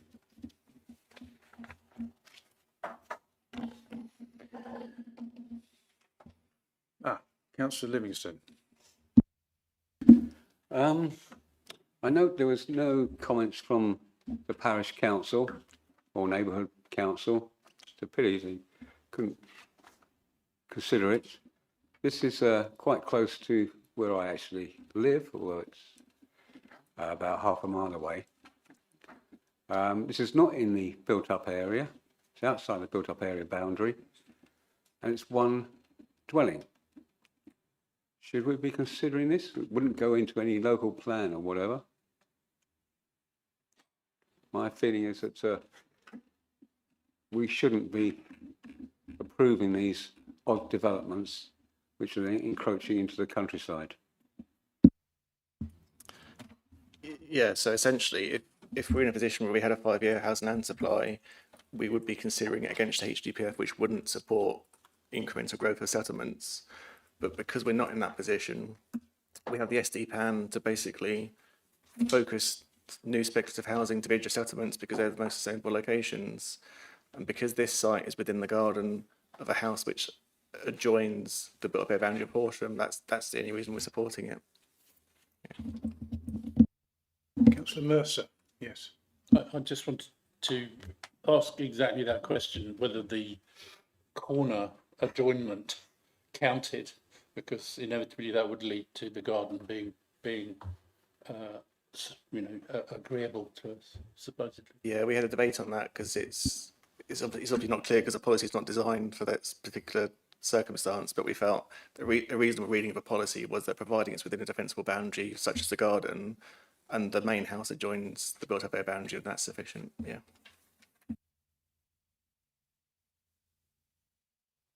Any other member wishing to comment on this application? No? Okay, therefore I go for the vote on this, and it is to approve full planning permission subject to appropriate conditions as per the committee report. All those in favour, please show.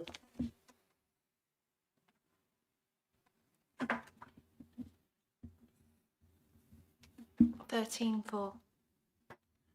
All those against? Sorry, that's unanimous. Because Yes. Councillor Trott. Okay, thank you. And I did note that Councillor Trott, this time round, you weren't allowed to vote. Thank you. Finally, I'd like to thank the officers for their presentations and guidance this evening, and members for your contribution, and wish you all a safe. Yeah, sorry, 30 seconds, but just to back up Councillor van der Burg's point earlier about mappage, I was actually going to wait till the end to say that, and I wholeheartedly agree. Could I also ask, is there any way that we can have laser pointers? Because when we have long descriptions about, well, if you go down this way and you turn right and all that kind of thing, that would be really easier. Or it might not work with an actual laser pointer because you've got so many screens, but something like that to illustrate what they're talking about. Because when you're looking at, you're going, I don't know what you're talking about. It's kind of tricky. Thank you. We will give that due consideration. Councillor Mercer. Point of order, Chair, and I don't mean this in any way other than clarification. Is it in order to continue the meeting after 3 hours without voting to do so?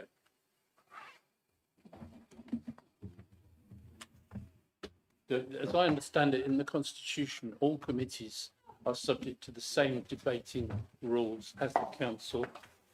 The council has a rule which says that if a meeting is going to go on for more than 3 hours, okay, then the council has to approve it. And if that therefore applies to committees, it applies to this committee as well. Okay, I will take that up with the monitoring officer. I don't mean we wouldn't approve it. I'm just saying. I know, but there is some consequences of that if you are correct.